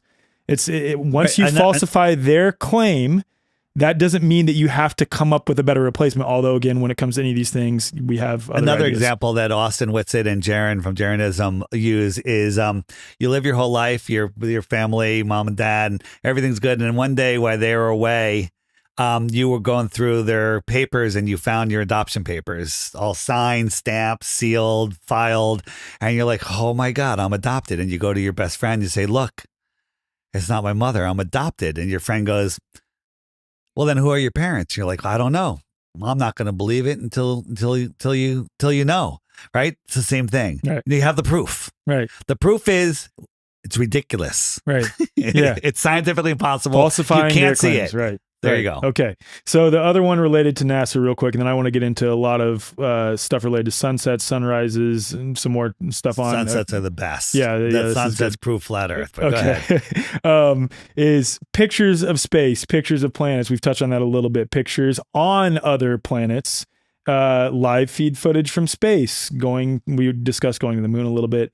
And we've already discussed satellites. So let's just talk all the supposed images and videos of space. Let's start with images of the Earth, like these blue marble images of the Earth. So the first blue marble was put on. Was it put on everyone? The iPhone was the first one or the second one? Everyone, the new iPhones that had the blue marble on it. And when you look at it, the clouds are photoshopped. You can just see the United States and part of South America. All of the other world is on the other side. Right. Okay. Just think about it. It doesn't work. Then there's the blue marble shot supposedly taken from the moon or when they were leaving the moon. Right. And we could just see Africa. There's literally just Africa. Well, we know exactly when that was taken, and according to the time and date, a whole bunch of other area of the Earth was lit, but they're just showing us this, proving beyond a shadow of a doubt that's not a real photo. Then you look at the continent sizes. America is twice the size. USA is twice the size in the 2012 shot than it was in the previous shot before that. And then if you measure, I've done that myself, where you literally look on nasa.com/whatever, the official blue marble image of 1 year versus another year, and the relative size of some of the continents on one versus the other. And then again, if you zoom in, you can find little Photoshop clouds and things like this yourself. You can literally do this yourself. They showed us like a 2001 versus 2017 shot of the Earth, and the Earth was much darker. And they're like, this is from global dimming from pollution. And I was like, oh man, that's I actually think it was before that. I forget the dates. Maybe it was before that. But you look at it, the clouds are exactly the same.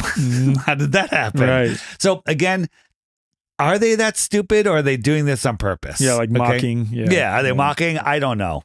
Yeah. What about pictures of other planets and well, again, let me be clear. Images of other planets and images of other planets. They can't get they admit, NASA admits they don't have any real photographs of Earth that aren't saddle stitched together. They say that they're composite images. But they have a full shot of of Pluto as they're whizzing by at 60,000 miles an hour, and they transmitted it home in 4K from something. What about all the ones of Earth? If they're getting all these clear pictures of other places, where's the one like crystal clear one of Earth that is a picture? You know what's funny is everyone says, what about the Himawari 8 and the Himawari 9 Japanese satellite? It sends a real-time picture back every 15 minutes. Okay, let's look into that. Well, it's every 15 minutes, but there's a 20-minute delay. So something's happening to that picture that they're sending in 20 minutes. Some whistleblower sent us a link to a NASA FTP server with tens of thousands of folders, all dated on them. And we started looking in those folders, and in them, we found all of the cloud data from radar worldwide. We found in one folder the blue marble, flat blue marble, and how they wrap it on a globe. They wrap the cloud data on it, and then they add the Terminator line. Mm. And so we found the actual proof of them faking every single Himawari photograph with real cloud data. Remember those 1,000 balloons twice a day? Yeah. So those balloons and the radar supercomputer says, here it is, lay it across the earth, wrap it around a sphere, put a Terminator line on it, darken it. And we even have the transition. They show the whole globe, and then they show the half the globe is dark, right? So we only see like a quarter globe. How did they get the pictures that the clouds in the dark? If it was in they couldn't have done that. 100% without a doubt proving that they're faking these. We've made a video. It's in the satellite section and the frequently asked questions page on the app. And they just ignore it. They just pretend it didn't happen. They just pretend it didn't happen. That 700-mile shot, they pretend it doesn't exist. The faking, the catching them faking and layering the 24-hour sun, they actually, we pointed it out. Right? Globers that are out defending the globe, the anti-flat earthers, they should be like, hey, yeah, let's audit NASA, because if they believe in NASA, let's audit NASA. Right. Let's get together and find the truth. They protect NASA. Right. They protect NASA. Right? So they came out and admitted that they faked that video, and now they just pretend it never happened. My goodness. Well, let's talk now about the supposed footage or video footage from the International Space Station doing spacewalks, looking at Earth, or the video footage of people, like the Red Bull footage of the guy, I forget how many feet up he was. 120,000, 127,000, I think. And some of these people who are claiming to have seen curvature at that height, or video footage claiming to show curvature.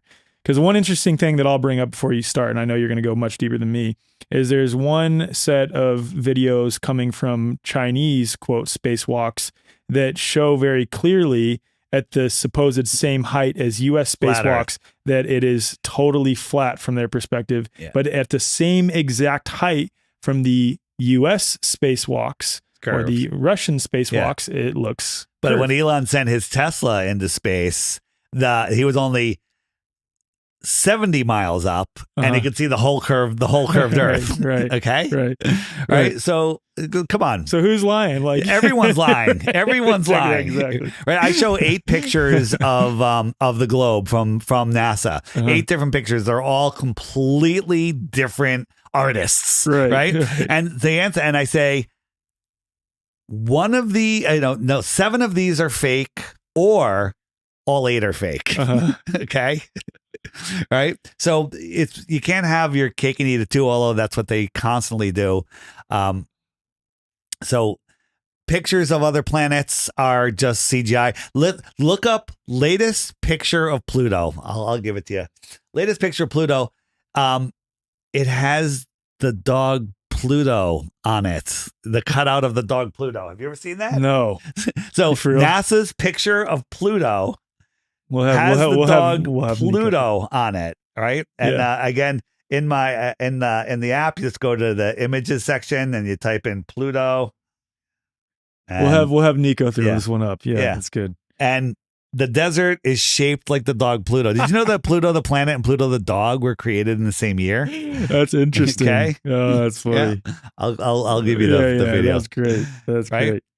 It's just weird. Yeah, it's just weird. That's funny. All right.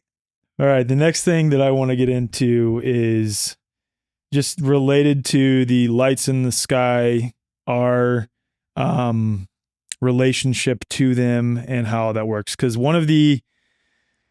I'd say the 2 primary things that I came across that brought up a lot of questions for me that almost made me throw out the geocentric model or the geocentric position is the Southern Cross, and then also sunrises and sunsets. And then the third one would be lunar eclipses.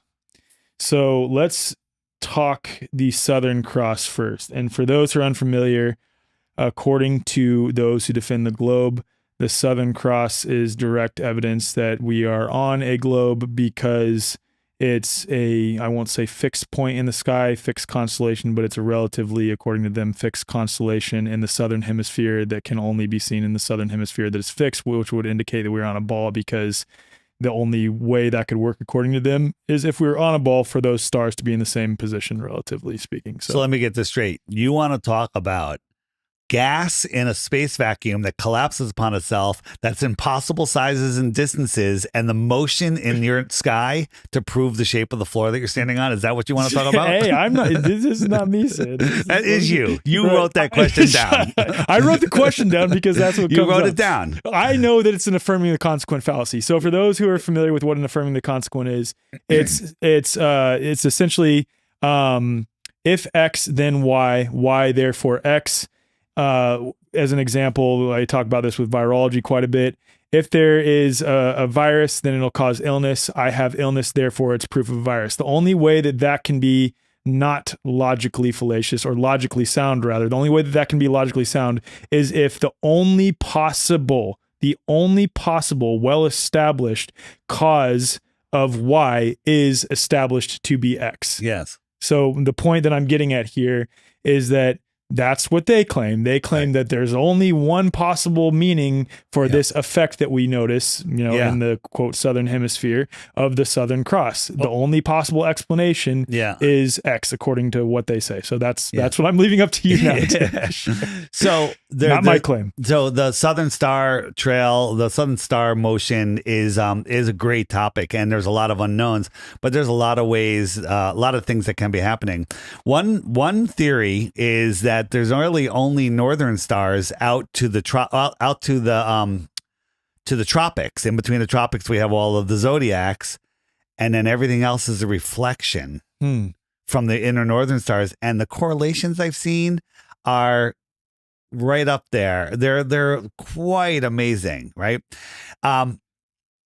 So where those lights are coming from, I don't know, but there's also there's many experiments that are done that can show, well, if the stars are rotating in the north, the reflection in the south would be coming an opposite reflection, right? And that's what would they be reflecting off of, though? Off of the dome. Oh, okay. Right.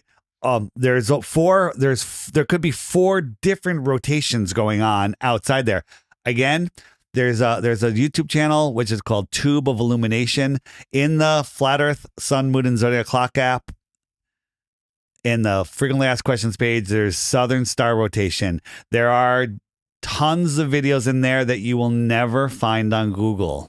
Right? Watch them and you'll be like, hey, that makes sense. That makes sense. Get a dinner plate, something with a disc with a pattern on it, and stand in front of a mirror and rotate it clockwise. The one on the mirror is rotating in the opposite direction. Does that mean it's a sphere? No, that means that's a reflection of that. Okay. Right?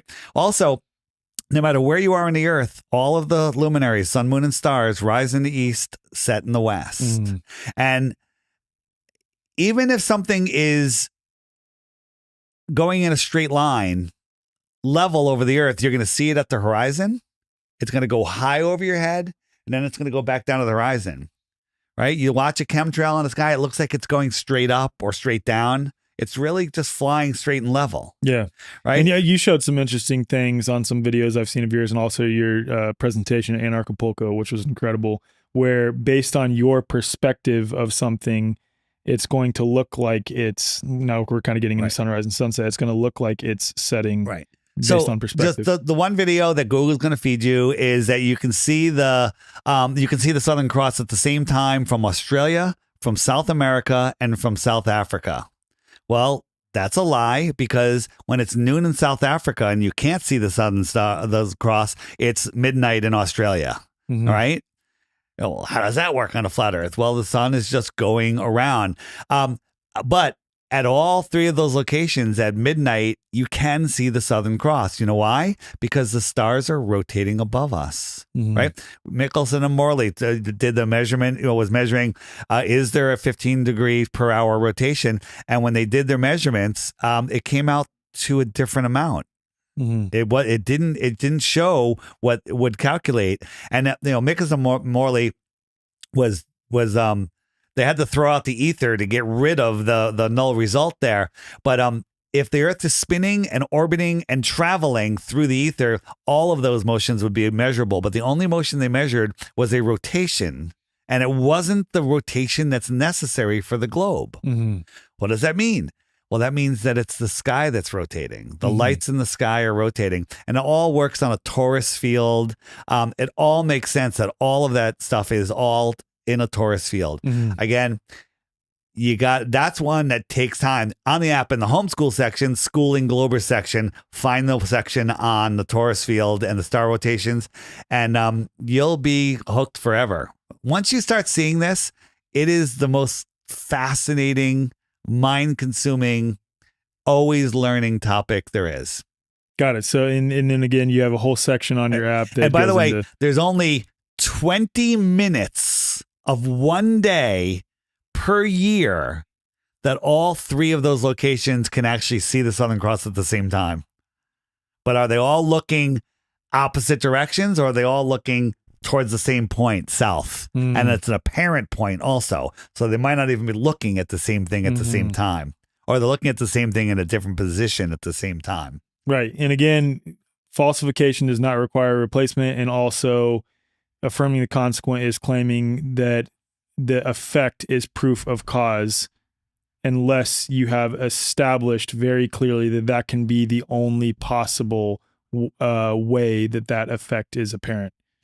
Okay. The other one is based on sunrises and sunsets. So, and this one goes with the perspective thing that you've shown before. You've demonstrated with like some very easy elementary experience, like with a table, like putting your eye level, with a table and seeing an object move further away. Right. It looks like it's setting, and then it gets to a point where you can no longer see it anymore. And then you've talked about atmospheric conditions, being able to not see something after a certain distance. So, if you could just expand upon that, according to, because, people who are defenders of the globe will say that sunsets are impossible on a flat Earth. Right. Exactly. So the horizon appears at your apparent eye level. The horizon does not rise to your eye level. It appears to be at your eye level. Everything goes to that vanishing horizontal eye zone, the horizon, right? Not the curve eye zone, the horizon, right? So go out on a cumulus cloud day if they're not spraying and dissolving all the clouds, and you'll see that cloud deck just sitting there, right? And so let's say the clouds are, 10,000 feet above you. You look into the distance, 20 miles away, they look like they're touching the water. Like if you live on the water in Kansas, it looks like they're touching the earth. So they merge together. Now, you can zoom in with a telescope or a P1000 and open that up and see farther, but your eyes will see them merge together. Right. Okay. Now, there could be mountains in the distance, a city skyline, and clouds. All of them merge into your eye level.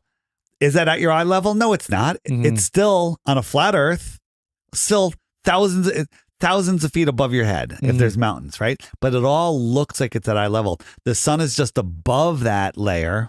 And as it goes away, it looks like due to perspective, it just goes beyond it. It just goes beyond it.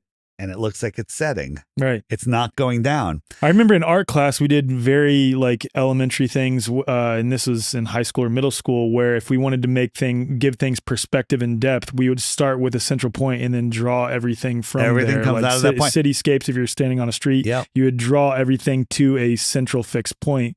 That's how we see. And that's how we see. That's how we see. It's amazing. Yeah. It all just goes to that point. Convergence. Yeah, exactly. Yeah. Okay. This one I still grapple. Remember, I said no tough questions.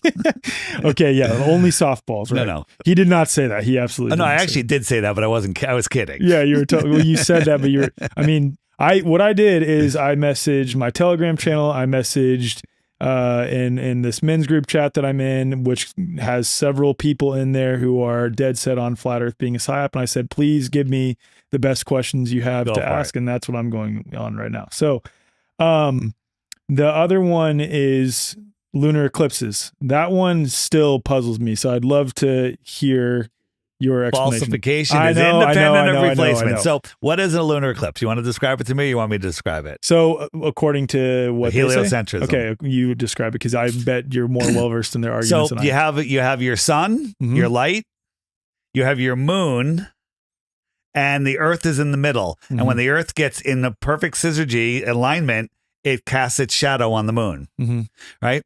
Have you ever tried to cast a shadow of a basketball 20 feet across a wall? It just disappears. If the sun's above your head, put a ball on the ground that has a perfect shadow, lift it over your head. Where did the shadow go? It just dissolves. But we can send a shadow of the Earth 250,000 miles away, and it makes a perfect curve, okay? That's not even the problem. The Earth has to be in alignment with the sun and the moon. So if you're wherever you are on the globe, it's you're always on the top, right? Because that's how you're on the top. If you can see off your left shoulder the moon above the horizon and the sun off your right shoulder above the horizon, could an eclipse be happening? They're both above the horizon. That means you're not in alignment with them yet. That's a very good point. Okay, there's been over 50 documented lunar eclipses where the observer can see the sun and the moon above the horizon. And to make it worse, the shadow comes in from the top of the moon. Wait, if we're below, it should come in from the bottom. But the shadow comes in from the top. From the observer sees the shadow come in from the top. What does that prove? How eclipses are done? Nope. It proves that it's not the Earth doing it. Okay, that's called a selenilian eclipse. Okay. It's hard to say selenilian, so you know what the scientists call it? The astronomers call it? They call it the impossible eclipse. Because they can't explain it, but it happens. Right. And that's as far as they go. Wow, interesting. Okay. No, it's upsetting. It's not interesting. It's upsetting. Well, okay. I'm kidding. But what do you think is happening? Another thing and again, is, you're speculating. Yeah, so what do you think? Just another thing is, when you take a ball and cast a shadow onto another ball, it comes in as an ellipse. It spreads out to a circle, and then it leaves as an ellipse. But when we watch an eclipse of a ball, it's a perfect curved shadow that comes across it, right? Then it turns red for some reason. Well, that's the atmosphere and the refraction, right? If you take a single source light and a ball and take a straight edge, like a book or something, and eclipse that light, you get the same looking shadow as we would during an eclipse. I'm not saying that's happening. I'm just saying there's one thing that it could be, but I don't even think it's something that's blocking the light. I think I think the moon is its own light, as I said, which we can prove. It's bright. It casts your shadow.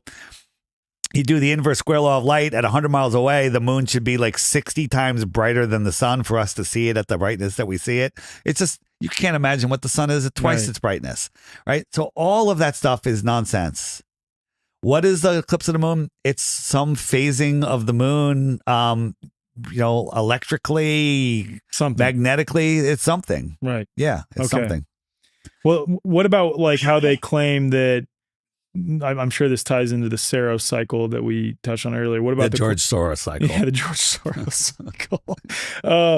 The moon or lunar eclipses can be tracked and predicted well in advance. So can solar. They both have their eclipse cycles that repeat again. I'm talking about with the heliocentric model, though. The heliocentric model. Do you know where all the eclipses information comes from? A guy named, I can't remember his name now because now you got me stuck on Soros. NASA gets all of it says it right on their website. All eclipse data comes from Edward something. It's some guy that does it for them, and he uses the Soros cycle. Okay, it's the cycle of the eclipse is not exclusive to globe or flat. Yep. It's just a cycle over thousands of years, has been tracked and monitored so they can predict what's coming next. Okay. Yep. Let's see. And again, the idea of the sun and the moon for a solar eclipse lining up perfectly, all of the time, again and again and again is infinitesimally impossible. Okay, got it. We touched on sunsets a little bit, but I want to talk about that as it relates to the sun appearing larger as it's setting, because the idea on a flat stationary plane is that the sun is moving away, so it should be looking smaller and smaller and smaller. Yeah. Why does it appear larger oftentimes as it's setting? So as we talked about in the car, there's always more than one explanation. So there's so you have to look at the flat Earth, and then you have the layer of atmosphere, and then you have space above that. Mm-hmm. So when you're looking straight up, you're looking through this little layer. Mm-hmm. When you look at and let's call that layer one unit, one length, one layer, whatever. And when you're looking 45 degrees forward, that angle, you're probably looking through 3 or 4 times that distance. And then when you get lower, you're looking through infinite times more, because it's just pure atmosphere. Right. Okay. The atmosphere has moisture in it, and it magnifies what you're seeing in the distance. Different on different days. Sometimes it's bigger, sometimes it's smaller. That's one of the things that's going on. Mm-hmm. The other thing that's going on, it's an illusion in your head. What do you mean, Dave? It's an illusion. You ever see a giant full moon when it's rising? Wow, look at that moon. Then you take a picture of it and you're like, look at the picture. It's tiny. Yeah. Right? Next time you see a giant full moon, turn around backwards, bend over, and look at the moon between your legs upside down, and it will be small. So what's happening there? Your brain is short-circuiting, and that's how it sees things, right? I have this, there's a famous video that's on TikTok and everywhere of this girl in a car, and she's filming this building, and it's really big. And as she drives towards it, it gets smaller and smaller and smaller and smaller. I actually have that at my town park on my beach. There's this Stanford Hospital. It's gigantic as you're looking down this tunneled street. And as you go down it, you know, the tunnel with the trees, I mean. So it's just an optical illusion. It gets smaller and smaller and smaller until it's so small. I'm like, how did it get so small? It was gigantic back there. I'm getting closer. Okay. Right. So that's one thing, but it doesn't always happen. We have videos, again, where does the sun go on the frequently asked questions page of the app, where the sun does get smaller. The sun will go down, down, down, down, down, and then it stops. Mm-hmm. And then it gets smaller and smaller and smaller, and it never goes below. It never goes below on a clear, dry day. I also have a film. I filmed it 7 times with my drone. You have to film it in 4K, super cold, 0 humidity, super clear. They're like, Dave, how come you're the only one that's filmed this? Because I'm the only idiot that's going to stand out in the freezing cold and film the sun when it looks like it's already gone, right? Yeah. And I filmed the sun. I'd watch it would be going down, down, down, which is just getting farther and farther away. Again, and then when it gets right to that horizon, if there's no clouds for it to go behind, atmospheric deck of opacity, it shrinks until all of a sudden it's getting dimmer and dimmer because it's getting farther and farther. And then it just fades out. It's a whole section on the app called the Sun Fade Out. And now lots of people have filmed this. Oh, wow. So you were one of the first ones, and then other people have filmed it too. Wow. And it's the Sun Fade Out. Don't watch it if you don't want to be a flat earther. Okay, good. Okay, here's one that was submitted specifically by someone in my channel. Okay. How do the flat earthers explain different sunrise times for places that have same longitude? As of today, May 29th in Perth, Western Australia, Southern Hemisphere, and then Denpasar, Bali at 6:26 a.m. So the 7:07 a.m. in Australia, 6:26 a.m. Almost the equator, and then Beijing, China, 4:49 a.m. Northern Hemisphere, all 115 degrees. As of about 4 p.m. their time today, the sun's altitude was 12 degrees elevation for Perth, 24 degrees Denpasar, and 36 degrees Beijing. How is that possible with the flat earth theory? So that's a lot of numbers, but essentially what they're getting at is that how do sunrises based on different perspectives across the earth make sense on a flat model in the Southern Hemisphere? Are these all at the same latitude? Longitude? Same longitude. Same longitude. Yeah. And they rise at different times? Yeah. It's so simple. It's so simple. It's because the sun is close.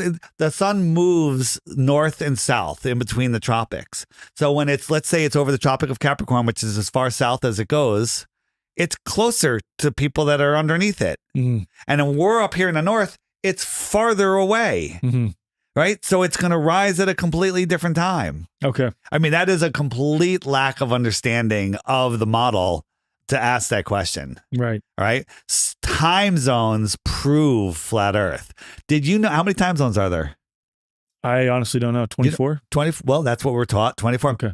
So on a globe, you have your North Pole, your South Pole, and you draw a line from the North Pole to the South Pole. That's the longitude line. And then the next one, there are 24 of them, like sections of an orange. Mm-hmm. And as the Earth spins, wherever the sun is over, it's noon in that time zone. Right. Okay.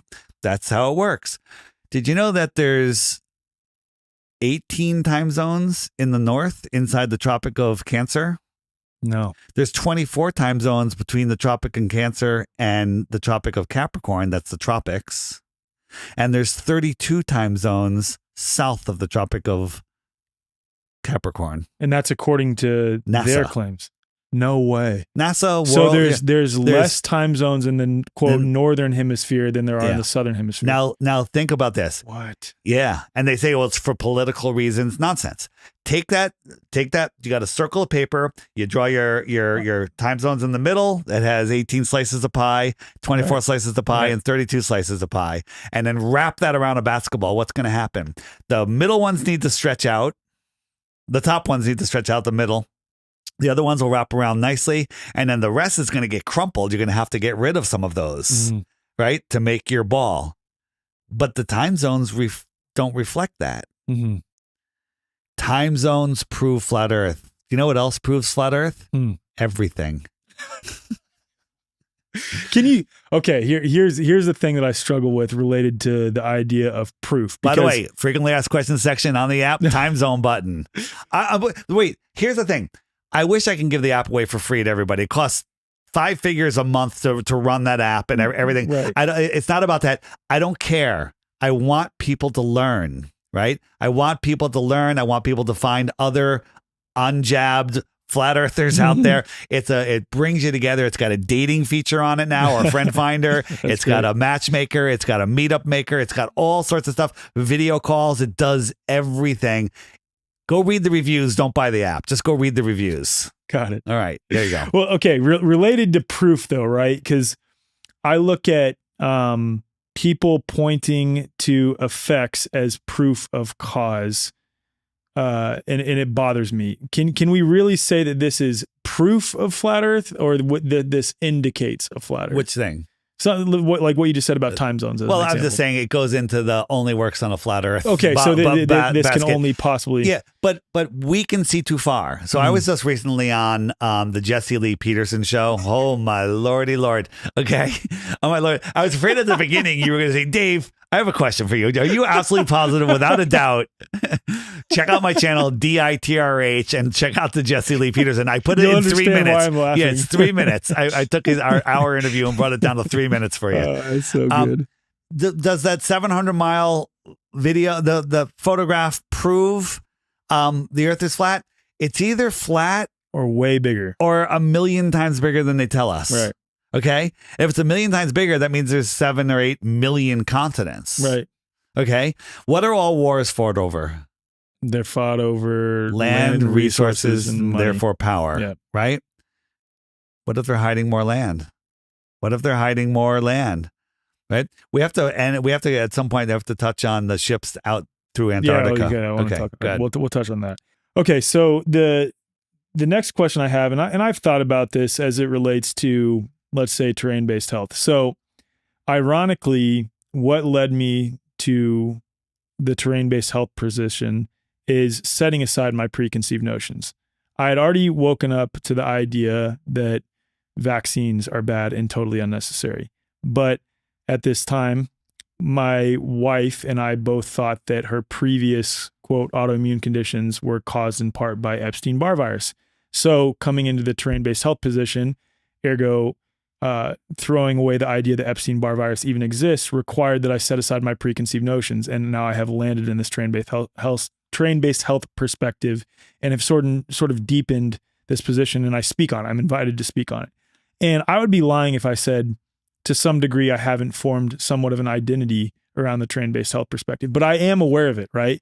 So it would be really, really hard to convince me otherwise. But I do think that if someone showed me an example of, let's say, a virus being isolated, purified, characterized, and sequenced directly from the fluids of a sick person, and then demonstrating a very clear causal link between said virus and a healthy person and subsequent illness in them, or someone showing that fluids from a sick person cause disease in a healthy person, I would think that hopefully I would come around to that. But again, it would be really hard for me not to, because to some degree, I have to admit, I have formed somewhat of an identity around a terrain-based health perspective. I'd be lying if I said otherwise. So the question that I'm getting at is, do you think that to some degree you've formed an identity around the flat earth topic, and would it be really hard for you if someone showed you evidence? Like, let's say, I don't know, like maybe sometime, this is all, again, hypothetical, probably totally not possible. But let's say 10 years from now, people can be sent up in $5 flights to outer space. That's what they claim. And you're like, oh, let's see if this is real. And you do it and you actually see the globe. Yeah. So have I identified? Sure. I'm Flat Earth Dave. Okay. And I quit my own career, my own company. I was making lots of money. Right. I literally dropped everything, some relationships and all sorts of stuff, because I feel that this message is a very, very important message. Like, you're doing this terrain thing. Why? For money? No. You're doing, dude. I majored in systems engineering and went to West Point. I can make so much more money. Listen, I had my own business. I had my own very successful business. We're doing this because it needs to be done. I wouldn't be interviewing you if I was in this for the money, because I already know that this is like this will be your number one rated show. This will be your highest viewed show. But this is also the one that it gets you easy. Like, oh, he's a flat earther. Like, oh, no way. I don't. You know what I mean? Yeah. So sure. But here's the thing, you flat earthers, you'll never change your mind. That's what we get. No, we were globers. We changed our mind based on new information. At this point, I can't foresee a possible way that new information could come out that will show us otherwise. Right. Now, there's people like, what about the 24-hour sun in Antarctica? It's not there. It's not there. Now, going to Antarctica, it's a costly thing, a timely thing, and the chances that there will be clear sky are less than 1%. Okay? So what are we seeing? Could we be tricked with something there? Maybe. I don't know, but there's other experiments that we can do. I have an experiment that I can be fully funded for less than $100,000, and it'll absolutely prove it to anybody that puts their mind to it. So those are things that I'd like to fund, eventually. And what are some examples? Well, the one that I want to do is it's called a vertical gyro. So airplanes fly straight and level because they have a gyro that holds rigidity in space. It's on 3 axes. So no matter how the airplane turns, the gyro holds levelness to where they took off from. Okay. So when you fly halfway around the Earth, the gyro should be sideways to the Earth, but it's not. It's always level to the Earth, which doesn't make any sense. And then the globers say, well, gyros have pendulous vanes. Well, they didn't used to, and they worked, and now they do. And they, it's like, it's ridiculous. But my gyro is a straight up gyro. You spin it up, oriented east and west. Okay. And then you say, okay, this direction is west. I'm going to use the gyro and fly the airplane west. Well, if you fly straight, west should peel off to the right because you're going around that circle, that northern circle, right? And it will peel off to the right. The problem is that doesn't prove the flatter globe because it's the same on both. Got it. In the north. In the south, west should peel off to the left, and it won't. It'll peel off to the right, which means that the Earth is flat. Right, and that we're going because it should peel off to the left because on a ball you have to keep turning to maintain that latitude line. Right. People are like, planes don't turn. Globers even said that. We're like, yes, they do. They have to, even on a globe.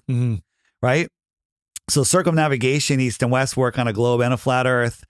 Peeling off to the right of a gyro compass works on a flat Earth and a globe Earth. But south of the equator, It only works on a flat Earth, and that's what will happen. So I just need an airplane. I need to get scientists and camera crews down to South America, and then we need a nice big airplane, DC-9, maybe bigger, and film it and do it. And then we could also, the Globers will go, well, the gyro didn't hold its rigidity because it's rotating with whatever. They'll make up an excuse. And we can prove that's not true by flying north and south with a gyro. And north and south will not change. Mm-hmm. It will not drift because north and south are straight lines. Right. So it's a little complicated for someone that it hasn't looked into flat Earth. But once you look at it and understand what I just said, it's very simple. Yeah, that makes sense. The other thing related to planes that I actually want to talk about, there's two things that I forgot to mention. There's so many things to touch on. Flight routes, but then also flying east to west versus west to east and the time it takes, especially as it relates to the Coriolis effect. Yeah. So I want to touch on that. Well, you're missing effects, spin and Coriolis. Coriolis is something else. But so the Earth is a basketball. See, this is what's so great is you can defend the globe arguments. I can defend. Okay, the globe. you do. Okay. So the Earth is a basketball and it's spinning, right? It's spinning, and all of the air is velcroed with gravity because it grabs it, gravity, and the whole thing, and it's spinning with it. Mm-hmm. Now, the higher up you go, the faster that air has to move in miles per hour just to keep up with that point on the Earth because it's got to make a bigger circle, right? So what would happen as the Earth is spinning, the higher up air, would it start lagging behind? Mm-hmm. Seems like it would. Right. Unless the gravity and the friction of the air against the air. You know why they say the atmosphere spins with the Earth? Because it has been for so long. Because the friction of the mountains and the hills and valleys has made all of the air spin with the Earth. Yeah, that makes sense. And summer breezes can blow air left and right, and hurricanes, right? So that air would drift back. So the Earth is spinning to the east, right? The sun is stationary. The Earth is spinning to the east, so the sun will rise and set in the west. This is what the heliocentric model is. Did you know at 40,000 feet, the air is outrunning the spin of the Earth to the east? So not as the air lagging behind like we just decided that it would. It's outrunning the spin of the Earth. We send balloons up in some places and they land in front of where they should be. Mm-hmm. How does that happen? Yeah, it doesn't make any sense. Nothing. And oftentimes also, correct me if I'm wrong on this, when you send an object up, right? Yeah. And if you send it straight back down, it lands in literally there are the identical examples of a cannon shooting straight up and the cannonball going right back into the cannon, right? Yeah. Well, that's because the Glober will say, well, that's because it was moving with the Earth and it went up and it wasn't in there. How is that locked to the Earth? But then this air and this atmosphere is outrunning it. It's outrunning it, right? Outrunning if it is locked based on gravitational pull, how is it that the air is outrunning it and then these other objects aren't? Right. And how come some like in this relates to, as I understand, and correct me if I'm wrong, the Coriolis effect to some degree as well. Coriolis is different. Coriolis is if you're on the equator and you shoot something, a cannonball, directly north, right? The cannonball. You're supposed to have to account for the Coriolis effect in order to determine which location you want the cannonball to land. Nobody ever accounts for Coriolis. Right. They say it. Uh-huh. Maybe some books say I gotta go look because I was a field artillery officer and I threw away all my books because because they know you don't account for Coriolis, you account for wind, you account for account for deflection, wind, and I know that, right? But the Coriolis, I mean, think about it. You're under fire. Someone's going to kill you. You got 10 seconds. And you're like, well, I'm this far off the equator. I'm shooting at this angle. A lot of it's automated now, but yeah, they say it's automated and there's a book and it's ridiculous. Yeah, I got to go look. The longest rifle shot is 4.5 miles. Just happened last year. And Jaron called the guy, reached out to the guys and said, how did you calculate, for Coriolis? Like, we didn't. Yeah. 4.5 miles. Yeah. Didn't calculate for Coriolis. Okay. I wonder if it's, I got to go look. Again, I don't remember, but I got to go look and see on my field artillery books if it's one of those examples of something being inserted into a mathematical equation that is then subtracted out later on or divided out later on. Because I don't remember. We have many snipers and long distance shooters that said that, in the military that said they never, ever used it. So Coriolis is, you got your cannon sitting on the equator. The equator is spinning at 1,000 miles an hour. Mm-hmm. And you're shooting it north to Canada, Canada's only spinning at 500 miles an hour because it's making a smaller circle, right? So that cannonball is going to deviate to the right because it's moving 1,000 miles an hour. So it's going to deviate. Doesn't happen. Yeah. Well, what about storms, Dave? Storms in the north spin one way and storms in the south spin the other. It's because the wake of the sun and the moon, with the electromagnetic wake going through around the tropics, create a current, right? Slide your hand through a body of water and you'll have counter-rotating vortices on each side. Yeah.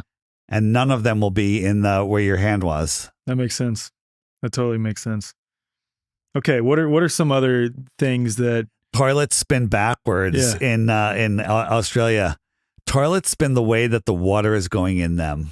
Right? There's some shucksters at the equator that'll show you, look, over here, the water spins to the right, and then 25 feet to the other side of the equator, it spins the other way, and on the equator, it goes straight down. It's literally, they have the way their bins are shaped and the way they pour the water in it. It's just a scam.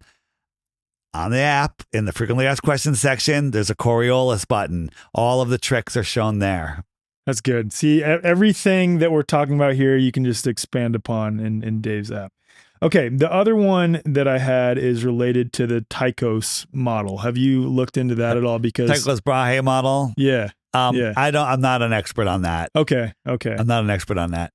Because supposedly that's the model that is it takes the accepted model and said, no, that's incorrect, but also the flat Earth is incorrect. Here's another model that is correct. So let me throw this one at you, right? I've not looked into it either. So let me throw this one on you. Yeah. So all of the planets, including the Earth, circle the sun. That's what they tell us. Right. Okay, we orbit the sun. So the reason the stars spin the way they do and Polaris doesn't move is because the Earth is spinning. And the axis of our spin, if you extend the North Pole all the way out, it goes right to Polaris. That makes sense, right? If I held a light over the center of a merry-go-round, a whole bunch of lights all over, but there was one right over the center, and you were on the merry-go-round spinning around, they would all be spinning around that center point, pretty much. Right. You'd have to be right in the center of the merry-go-round because the whole thing, seeing star trails perfectly from, off the center, right, doesn't make any sense. But let's just pretend it does. Everything orbits around the sun. So our pole points towards Polaris. Now, do all of the other poles of the other spinning planets point towards Polaris? No, they don't. Saturn actually points kind of towards the sun. Jupiter points sideways. They all point in different directions, but they all happen to be on the same plane, of course, somehow. But all of their things point in different directions. We're the only one that points towards Polaris. 2,000 years from now, we'll point towards someone else. Okay? According to them. Why do all of the planets and the sun and the moon and comets circle Polaris? Is that how it works? They all circle Polaris. Interesting. And they all make these loopy loops, these retrograde motions. Like I know this, and you overlay them, and it's actually really beautiful. It's a beautiful flower of life. It's absolutely amazing. Like sacred. If you want to talk about sacred geometry, that is a perfect example of it. Like overlaying all of the paths of the celestial bodies in the sky from the perspective of Earth. Just type in Polaris in the image section on the app, and you'll see exactly what I'm talking about. They all have Polaris in the center. They all circle Polaris. How does Halley's Comet go around the Earth, leaves for 76 years times 4.5 billion miles of movement a year, and come back and find us? We've gone 4.5 billion times 76 years, and then it comes back and finds us again? Well, it's moving with us, Dave. You don't understand. It's relative. It's relative, right? None of it makes any sense. Absurd. Literally absurd. Okay, I want to go back to the theory of relativity, especially like time being relative and light being relative, light bending, time bending, space-time bending. Just your thoughts on that in general. So in Michelson and Morley, they measured, they were expecting to see a change in the speed of light because of the Earth's orbit. And it didn't detect it. And instead of going, oh, well, it didn't detect it, like, well, because we're going so fast and relative relativity. Relativity. Relativity. You weren't saying relative. Relative to relativity, okay. Right? That the device actually shrank and time slowed down. Right. That's why it looked like it wasn't moving. Right. Okay? It's because they already presuppose that it is. Yeah, so therefore, they had to pretend that the device shrank and time slowed down. Mm-hmm. Can I use the word retarded? Absolutely. Okay, it's retarded. Got it. Listen, that's not a bad word. It means slow. That's a slowed down. Right. My engine on my scooter is retarded. Got it. Okay. Have you looked into the Bedford level experiment? Yeah. Okay. Describe that. The Bedford level experiment, done by a character named Robotham. Who knows if it's even a true story about this guy? And there's lots of the Globers are trying to introduce him as being a heretic and a crazy man, and it doesn't matter. Why do we always look at people from hundreds or thousands of years ago for proof of a flat Earth? Why don't we just prove it today? Do Eratosthenes' thing today. We can probably do it in a couple of hours. I don't have to count 500 miles. Okay, I can jump in a car or an airplane, right? And we have cell phones. We can do it. We can do it with 100 sticks all across the Earth, right? So, the Bedford level is basically, he's theorizing if the Earth is curved and it's a radius that Eratosthenes said, there should be a certain amount of curvature at 6 miles. And he had a guy in a rowboat with a little flag, and he put his camera right above the water, and he saw him go all 6 miles, and he could still see it. And there was no curvature. That's it. Simple experiment. Now, the refraction, this and that, it's a liar. It's not true. We had a guy on a frozen long lake. Now, large bodies of water at rest need to be contained, and they lie flat. And when they're cold, they freeze flat too. So this guy went out at night, and he got his snowmobile, and he set his camera up 6 inches off the ice, documented the whole thing. And he had 4 different colored, very bright lights, and he put them, they're about a foot above the ice, and he put them at 8 miles, 7 miles, 6 miles, and 5 miles, right? So the guy's out there in the freezing cold, traveling at night, putting lights, filming. It's a big pain in the neck. And all of the lights lined up perfectly, one next to each other, because he offset them a little bit, and they all lined up perfectly. The first light would have to refract up 22 feet. The other one would have to refract up like 14 feet. The other one would have to refract up like a dozen feet. They all refracted up. So this is disproving curvature. They all refracted at the perfect amount to stop at eye level. Yeah. Or maybe they were just at eye level. Right. That's the whole point. So maybe the whole thing was flat. This is falsifying curvature, is what you're saying. Well, no, it's not falsifying curvature. It's proving flatness. Right. But they have to. But it's okay. But I'm being careful with my claims. Because the Earth is curved, they have to say, well, they refracted up. Right. They refracted up. So when you look at refraction over great distances, every couple feet has to refract up a different amount than the foot before it and the foot after it. So it's exponential too. It all refracts up and stops at eye level. Yeah. Or maybe it's just eye level. Don't make it weird. Right. Okay, so I'm being more careful with what I'm saying just for the sake of the show, but that is falsifying curvature. I get what you're saying. Okay. Is there any other, I guess, that sticks out in your mind, what you would call flat Earth proofs, or like really good experiments that have been done to falsify the curvature, or falsify gravity, or things like this that we haven't touched on yet? We can see too far. That's one of my favorites. Yep. We can see too far. Countless examples of that. Yeah, the sun fade out is one of my favorites that I filmed. We caught NASA faking it a million times, green screens, harnesses, wires, all sorts of stuff. Right. The space station is probably, without argument, the greatest construction project ever, and they forgot to film any of it. There's zero footage of it. And China just put one up there a couple years ago, and they forgot to film it too. Okay? What about the Indian moon landing? Yeah. All right. The biggest mockery ever. Yeah, the Cartman and the crew were all laughing at that, right? Seriously. Cartman and Kyle were going, "Are you kidding me? That's ridiculous." Right. All right. So it's so dumb. They show you this landing, which is literally like Atari 1985, and then a couple days later they show the rover going out, and they actually show video of the rover, which is literally a briefcase wrapped in tinfoil, opened up on 4 little wheels, and they're like, well, that That's real. Yeah, that was real video versus cartoon. And they're like, well, they didn't have a camera there, so they had to show us a cartoon, but that was real. People are just like, they make something so fake that when they show you something that's real video, which we could film in this room and make it look better, people or are like, another location real on Earth that's a hidden location that's like government land or something like that. You never know.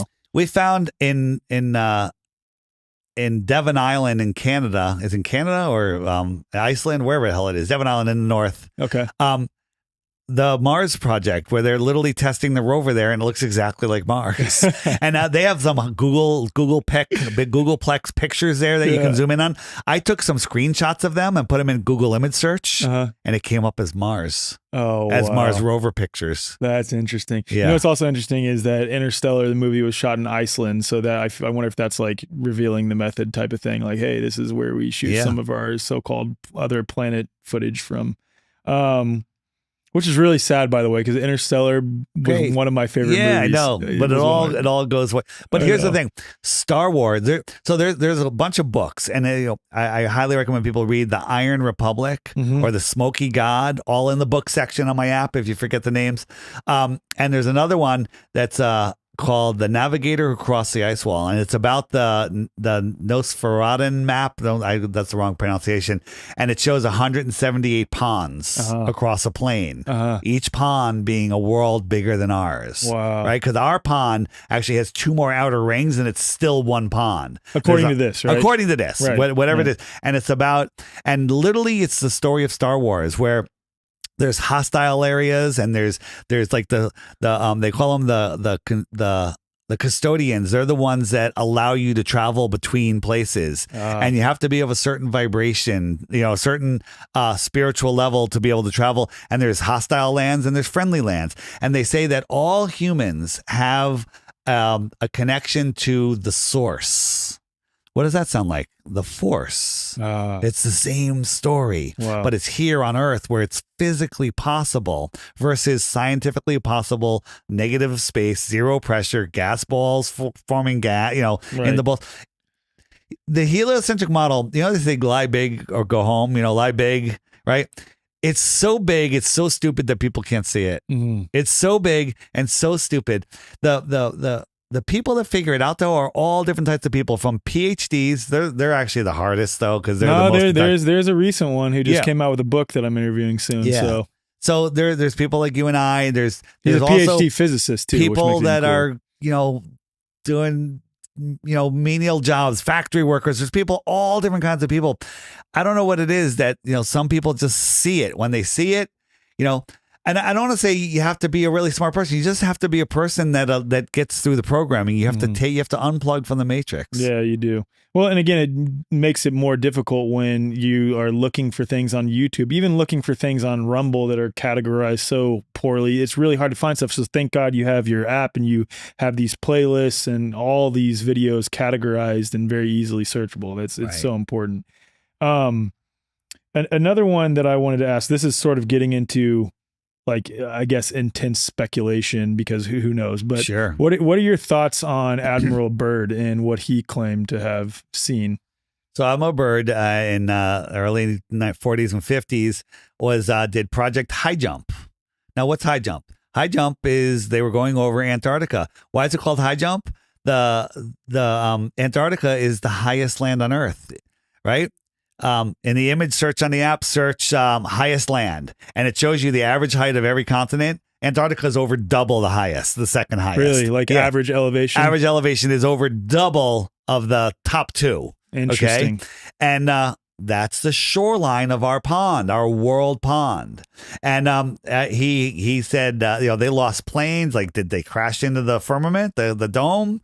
And he said, beyond the South Pole, there's land bigger than the United States, filled with resources that no human has ever set eyes upon. And there's warm lands, too.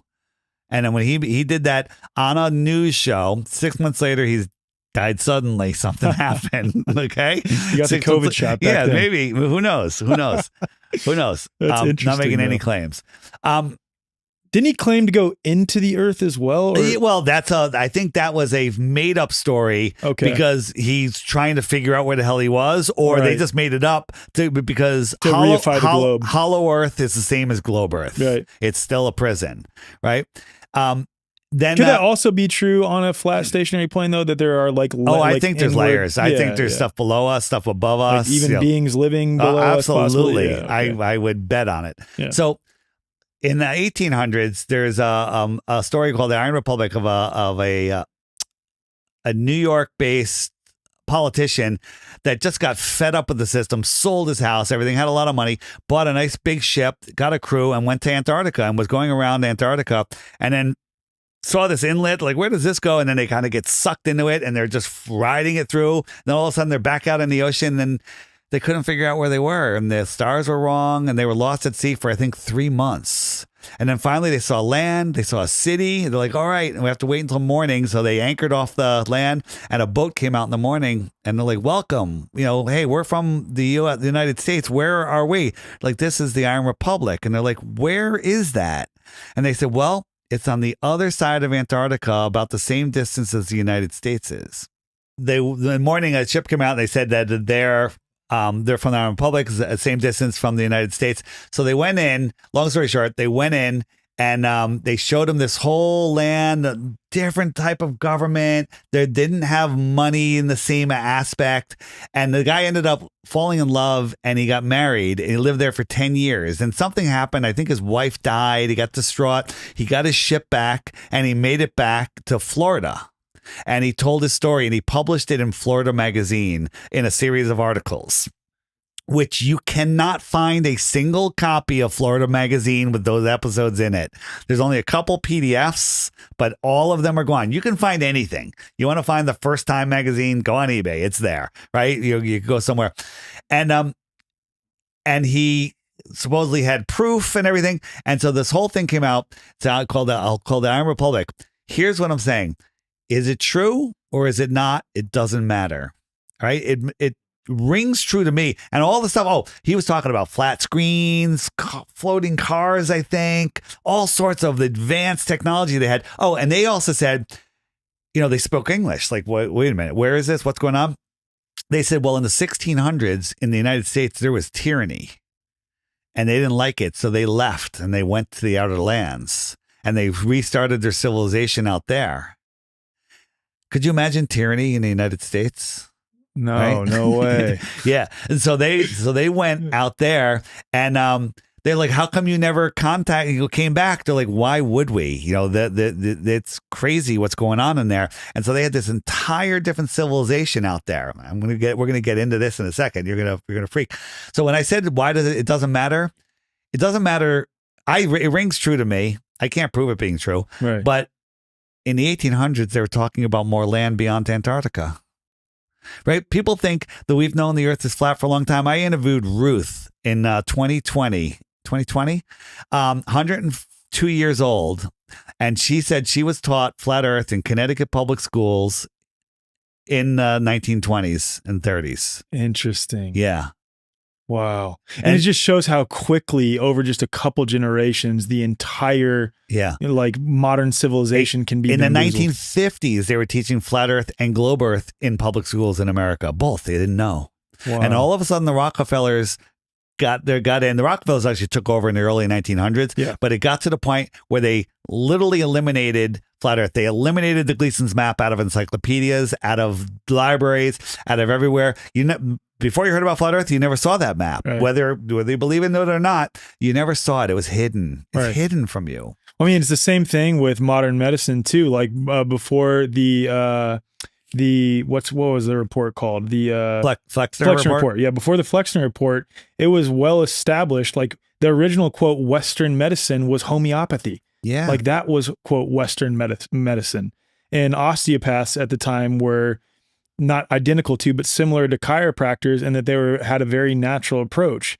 And this was like taught commonly, and of course, herbal and medicines. What word am I looking for? Sorry, we've been going for so long. Indigenous medicines, I guess, is the word I'm looking for. But these were like the common approaches to medicine, and in just a short time, over a few generations, just because the Rockefellers were able to get their hands in it, it completely flipped. 1902, they took over the education system, right. and here's what I do: overfund the military to depopulate the world, underfund schools so they have to sell cupcakes to buy books, right? Then control the textbooks by, textbooks are expensive to make, but they sell them to the school for $5, but they cost $25 to make plus shipping. Therefore, no competitor can ever get in there and sell books. Right. It's like only McGraw-Hill. I think that's like the main one. And then, it's amazing. 1958 Encyclopedia Americana talks about the dome being at 85 degrees south, being at 13,000 feet. The dome. Way. Yeah. In the encyclopedia. Wow. So all of this stuff is being hidden from us. So let's talk about my favorite. So first, to prove the shape of the earth, you don't need to look up in the sky higher than you can reach, and you don't need to go farther south than you're allowed. Okay? You don't need to. It would be nice if we could. And we don't need to speculate what's beyond Antarctica, but I like to, right? Because it's good stuff. It is fun. It is fun. There's ship tracking websites that you can go on, free ones, paid ones, that you can see all the cargo ships around the world, where they are, all the cruise ships, cruise ship tracker. I got one on my phone. Right. When I'm in Mexico, I look out at the cruise ship. I look on my phone. I'm like, oh, that's this. It's just interesting. Right. So you can track these things. And we saw, Antarctica is a continent at the bottom of a ball. And we saw a ship. It said it was a fishing ship that was like, how far in? It was 900 miles inside of the shoreline of Antarctica. Unless there's like some river that they've documented that's super wide. They also goes say all the that way inland. Yeah, it's inland, but it's frozen, so it wouldn't be possible to have a river. Well, right maybe there. it's global warming, whatever. So So when you click on a ship, it tells you the size, where it's registered, the captain, what they're carrying, where they're going. It gives you all this information. We click on that ship, and it said the ship is 850 meters long and 80 meters wide, which is gigantic. Huge. That's huge. Massive. Okay. Yeah. So, and then all it said was registered at the nation of Kiribati. Now, it's called Kiribati, but it's spelled Kiribati, Karibati. Okay. Ever hear of that? You've talked to me about this before. So so most people listening, you've never heard of that. Yeah. So we were swimming in Acapulco, Mexico. Yeah. You told me. So I go on Google Earth and I zoom in, and it finds it. It literally is zooming in, don't see it, and all of a sudden there it is. It's a tiny little sandbar, and it has some weird names like Banana, Paris, London. It's got these weird names for different areas of it. Okay. Interesting sandbar. And then to do a little research, you find out that China and America, the USA, gave them $10 billion each recently. And, other countries, Vietnam, say it's a very important trade route. Why would a giant ship have to stop at Kiribati to be a trade route? What are they picking up? Sand? I don't even know if there's enough sand to fill that ship. Okay. So interesting. So, there's also a bunch of other weird stuff on Kiribati. At Captain Cook Hotel, he's the guy that tried to circumnavigate Antarctica 12,000 miles around, give or take, and he went over 68,000 miles and never completed his journey. Sounds like he's going around the outside of a flat Earth pond, rather than a little continent at the bottom. So, Kiribati is also right on the date line, where time zone, when we talked about time zones being like sections of an orange, the time zone zigzags across 3.5 time zones. And it's in this weird little hook. It's right in the most suspicious spot. Mm-hmm. Like, what does that mean? I don't know. But it's weird again. Yeah. Right? Look up the history of Kiribati. They did tons of nuclear testing there. Well, I don't know. Does your audience know that about nuclear bombs? Okay. I'm sure half of them do. Okay. So that's another red flag. Right. What is going on here? I mean, even Rogan has covered that, which says something. Yeah. Yeah. So if you look at there's a map that was discovered in Buddhist temple. It was published in 1910 in a Hawaiian newspaper, and it shows the flat Earth with all these other continents outside, around the outside. Right? Take that map, wrap it on a globe, take all those continents, and say, "Oh, that's just one continent, icy, barren wasteland on the bottom." Right. So Kiribachi's out in the South Pacific. If you drew that line to where it was supposedly in Antarctica, it's literally going to the outer lands. More land, more civilizations, more resources, maybe big ship, big See, and this is why when people say, what does it matter? Because I used to say that even as I was waking up, I was like, oh, it's not that big of a deal. Even when I woke up to their accepted model being totally wrong, I was like, it doesn't really matter that much. It doesn't affect me in my life.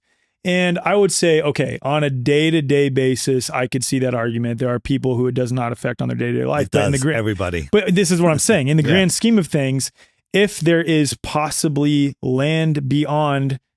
Maybe they're trading tuna fish, weapons, technology, children. There's so many things. There's things we can't even conceive of that might be important related to this. So we had somebody that worked for a like Intel chip manufacturing, in the science department, and they say that all they do is they take these chips and they try to make them better. And they very rarely make tiny improvements to them. But then all of a sudden, industry says, hey, we need a chip that's 5 times faster and half the size. And they're like, well, how are we going to do this? And then the CEO comes out and goes, here, use this chip. Just has it. They literally take it, they reverse engineer it, and they build these chips. Where did the chip come from? Right. Where did it come from? I want to tie this back to, because this is a really interesting thread too, because the Nazis were fascinated with Antarctica. Whether you adopt the globe or the flat model, they were obsessed with Antarctica, right? And there's also indications that Nazis may have had some technology that was advanced that like appeared to be UFOs, which is why they had to come up with the alien cover for UFOs. Possibly, I'm sure you've gone down that rabbit hole too. But what I'm getting at here is like the possibility of technology that is far advanced in these quote other ponds. 100%. And then Nazis, this was brought up to me last night and I had never heard this before. The submarines. Yeah, the submarines. How many submarines was it? 250,000 people or something like that. 250,000 people disappeared, and the submarines. How many submarines was it? I don't remember how many. It was like 1,000 or some crazy number of Nazi submarines disappeared, headed towards. So let's explain what Antarctica is. Imagine you live in a building. You were born in a building that's 500 miles wide by 500 miles long. 300 stories tall. I don't think there's any buildings that tall, right? So that's pretty darn big. And you're born kind of near the middle, halfway to the middle. That's hundreds of miles from the outer wall. So you're living in this building. In this building are ballparks, colleges, Costco's, everything. You met your wife there. You had your children there in the hospital, and you hike and there's mountains in there. Right. Mountains, 500 miles. And there's trains in there, cars in there, maybe even airplanes, right? 500 miles, right? So all of that's there. But every time you start going towards the outside wall, when you get within 5 miles of that wall, they say, no, you can't go any farther. Right. Why? The penguins and the ice. We got to protect them. Well, let's add another layer to that. Yeah. Then there's warring factions inside of your building, but they all agree that you can't fucking go to the edge of the building. 2 things that they agree on. Right. You can't go to the edge of the building, and you need to get jabbed. Right. Okay? Yeah. The Nazis, they're allowed to go to the edge of the wall where there's doors. Right. They find it fascinating. Why? Because there's more out there. Right? So you got a 500-mile building in the middle of the United States, let's just say, because this is just a smaller version. Right. So let's say the United States is the flat earth plane. Right. You got one 500-mile building that everyone lives in, and there's some people that know that there's doors to the outside, to more. Mm-hmm. Would you be fascinated with that? Yeah, absolutely. You can put I'd be obsessed. If you put a tiger in 1 acre yard fenced in, he'd be really pissed. Right. He'd be fenced in. Then you put him in a 10 acre yard, he's still going to be pissed. Put him in a 500-mile circle fence, he don't care. If he ever sees that fence, he'll just turn around and go back to where he was. No problem. Put a human in a 50,000-mile fence, he wants to go to the other side of that fence. Yeah, he wants to know what's on. I don't care how big it is. He wants to go to the other side of that fence. Right. I want to talk about the North Pole now, because that's another fascinating one as it relates to Mount Meru and that whole thing. So the North Pole there is something magnetic there. They say it's the Black Rock. The Black Rock. Black Rock. The Black Rock. Right. There's actually some video footage from an airplane, or I think it was a Russian airplane, that showed the storm going around, shows the wind currents, and there's something sticking up through it, diverting the wind. It looks like the top of the Black Rock Mountain. Mm-hmm. No one's allowed to go to the North Pole. I was shown a video in school as a kid to make me never want to go to the North Pole. It was so horrible. These guys' fingers are falling off. They're eating their dogs. You brought this up last night. Yeah. And do you saw this? You were showing? No, but you brought it up last night. You brought up a really good point about this video. Yeah, and the video is to make any kid never say, "I want to go to the North Pole," right? But then after looking back at it and thinking with a real mind, it was totally staged. It was total stage nonsense. And it was literally to make you say you never want to go there. The North Pole and the South Pole are the alleged South Pole are the keys to figuring out that the Earth is flat, but you're not allowed to go there physically and you're not allowed to go there virtually, right? On Google Earth, go to the web version of Google Earth and get the measuring tool and draw a line around the United States. So a circle will tell you the square mileage. Do it around South America. Do it around Antarctica.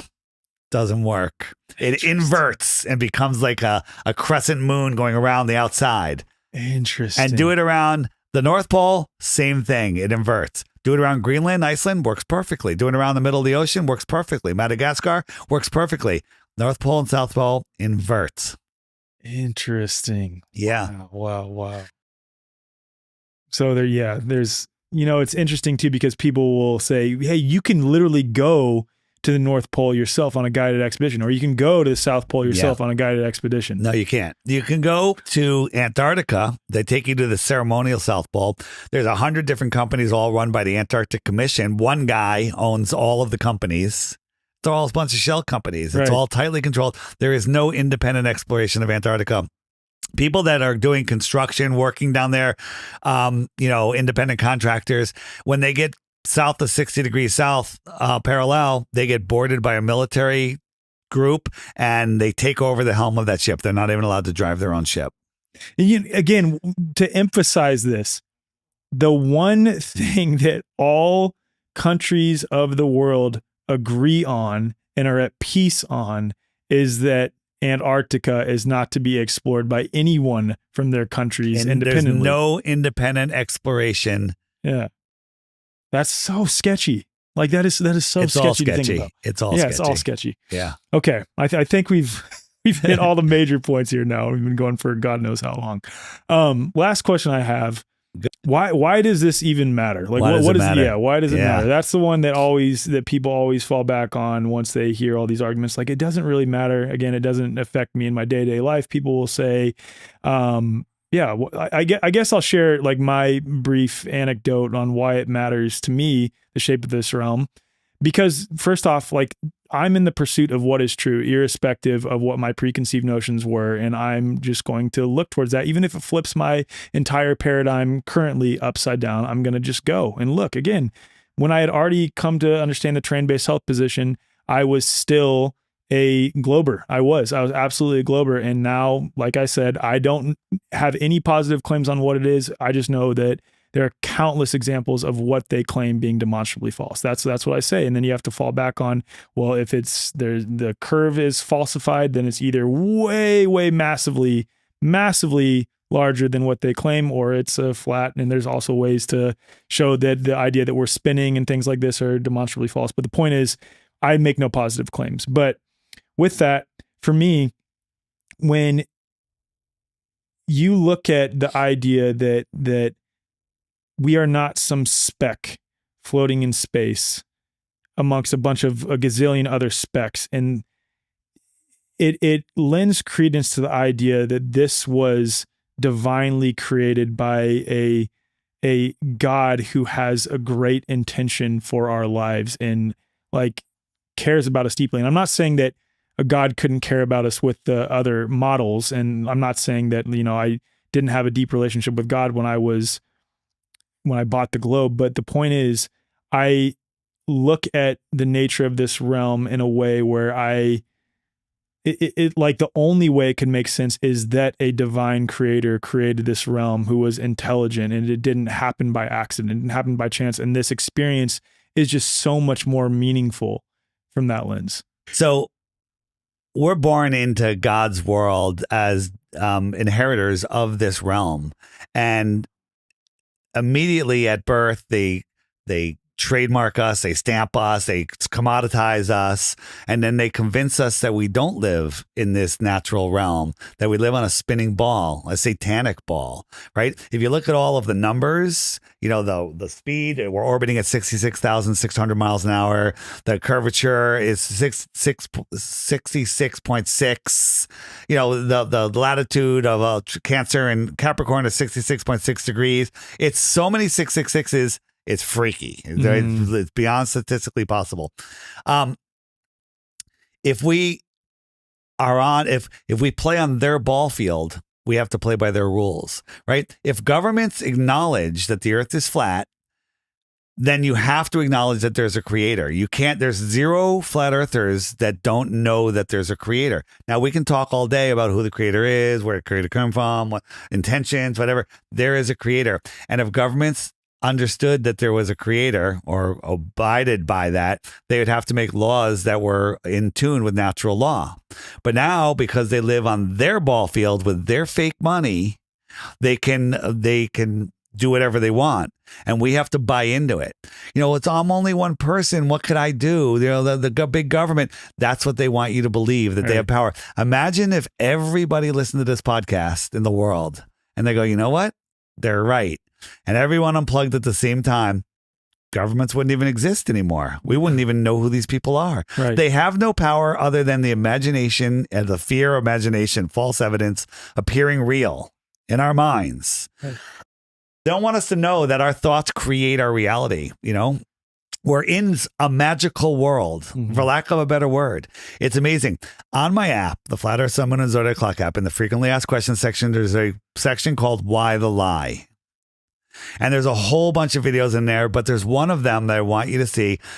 Just look for Laura Nina, Why It Matters. It's a 10-minute video that you can't unsee once you see it. It's this woman in England that talked about what I was just talking about, but says it way more eloquently and has a prettier sounding voice. Got it. Okay. Man, this has been such a fun conversation. Hopefully we covered all the relevant topics, but again, if there's something that we missed, just go check out Dave's app. It has everything categorized, easily searchable. You'll find all the answers to all your questions related to dissolving a cognitive dissonance. If you don't want to do the work, you can just keep believing in the ball. But knowing this takes time. I've been doing it since 2014, 24 hours a day. I dream it. I sleep it. I think it. I watch it. That's what I do all the time. And it's fascinating. I love it. Right? Mm-hmm. I work more than I've ever worked in my entire life, but I love it because I would be doing this during my spare time if I had a regular job. Right. And it's because you have the childlike curiosity again, and you're able to sit in, as you've shared multiple times during this episode. I don't know exactly what it is, but I just know whatever they say it is, it's very clearly not that. And from here, we can explore creatively with childlike curiosity. Absolutely. FlatEarthDave.com. It's all there. Oh, we were going to talk about one thing. Elon Musk. Yeah. Okay. Go to my website, FlatEarthDave.com. Scroll down until you see the Elon Musk banner, a whole bunch of pictures of Elon. Watch the 5 or 7 minute video, and then you'll know. Got it. Dave, thanks for joining me, man. This was awesome. Thanks, Alec.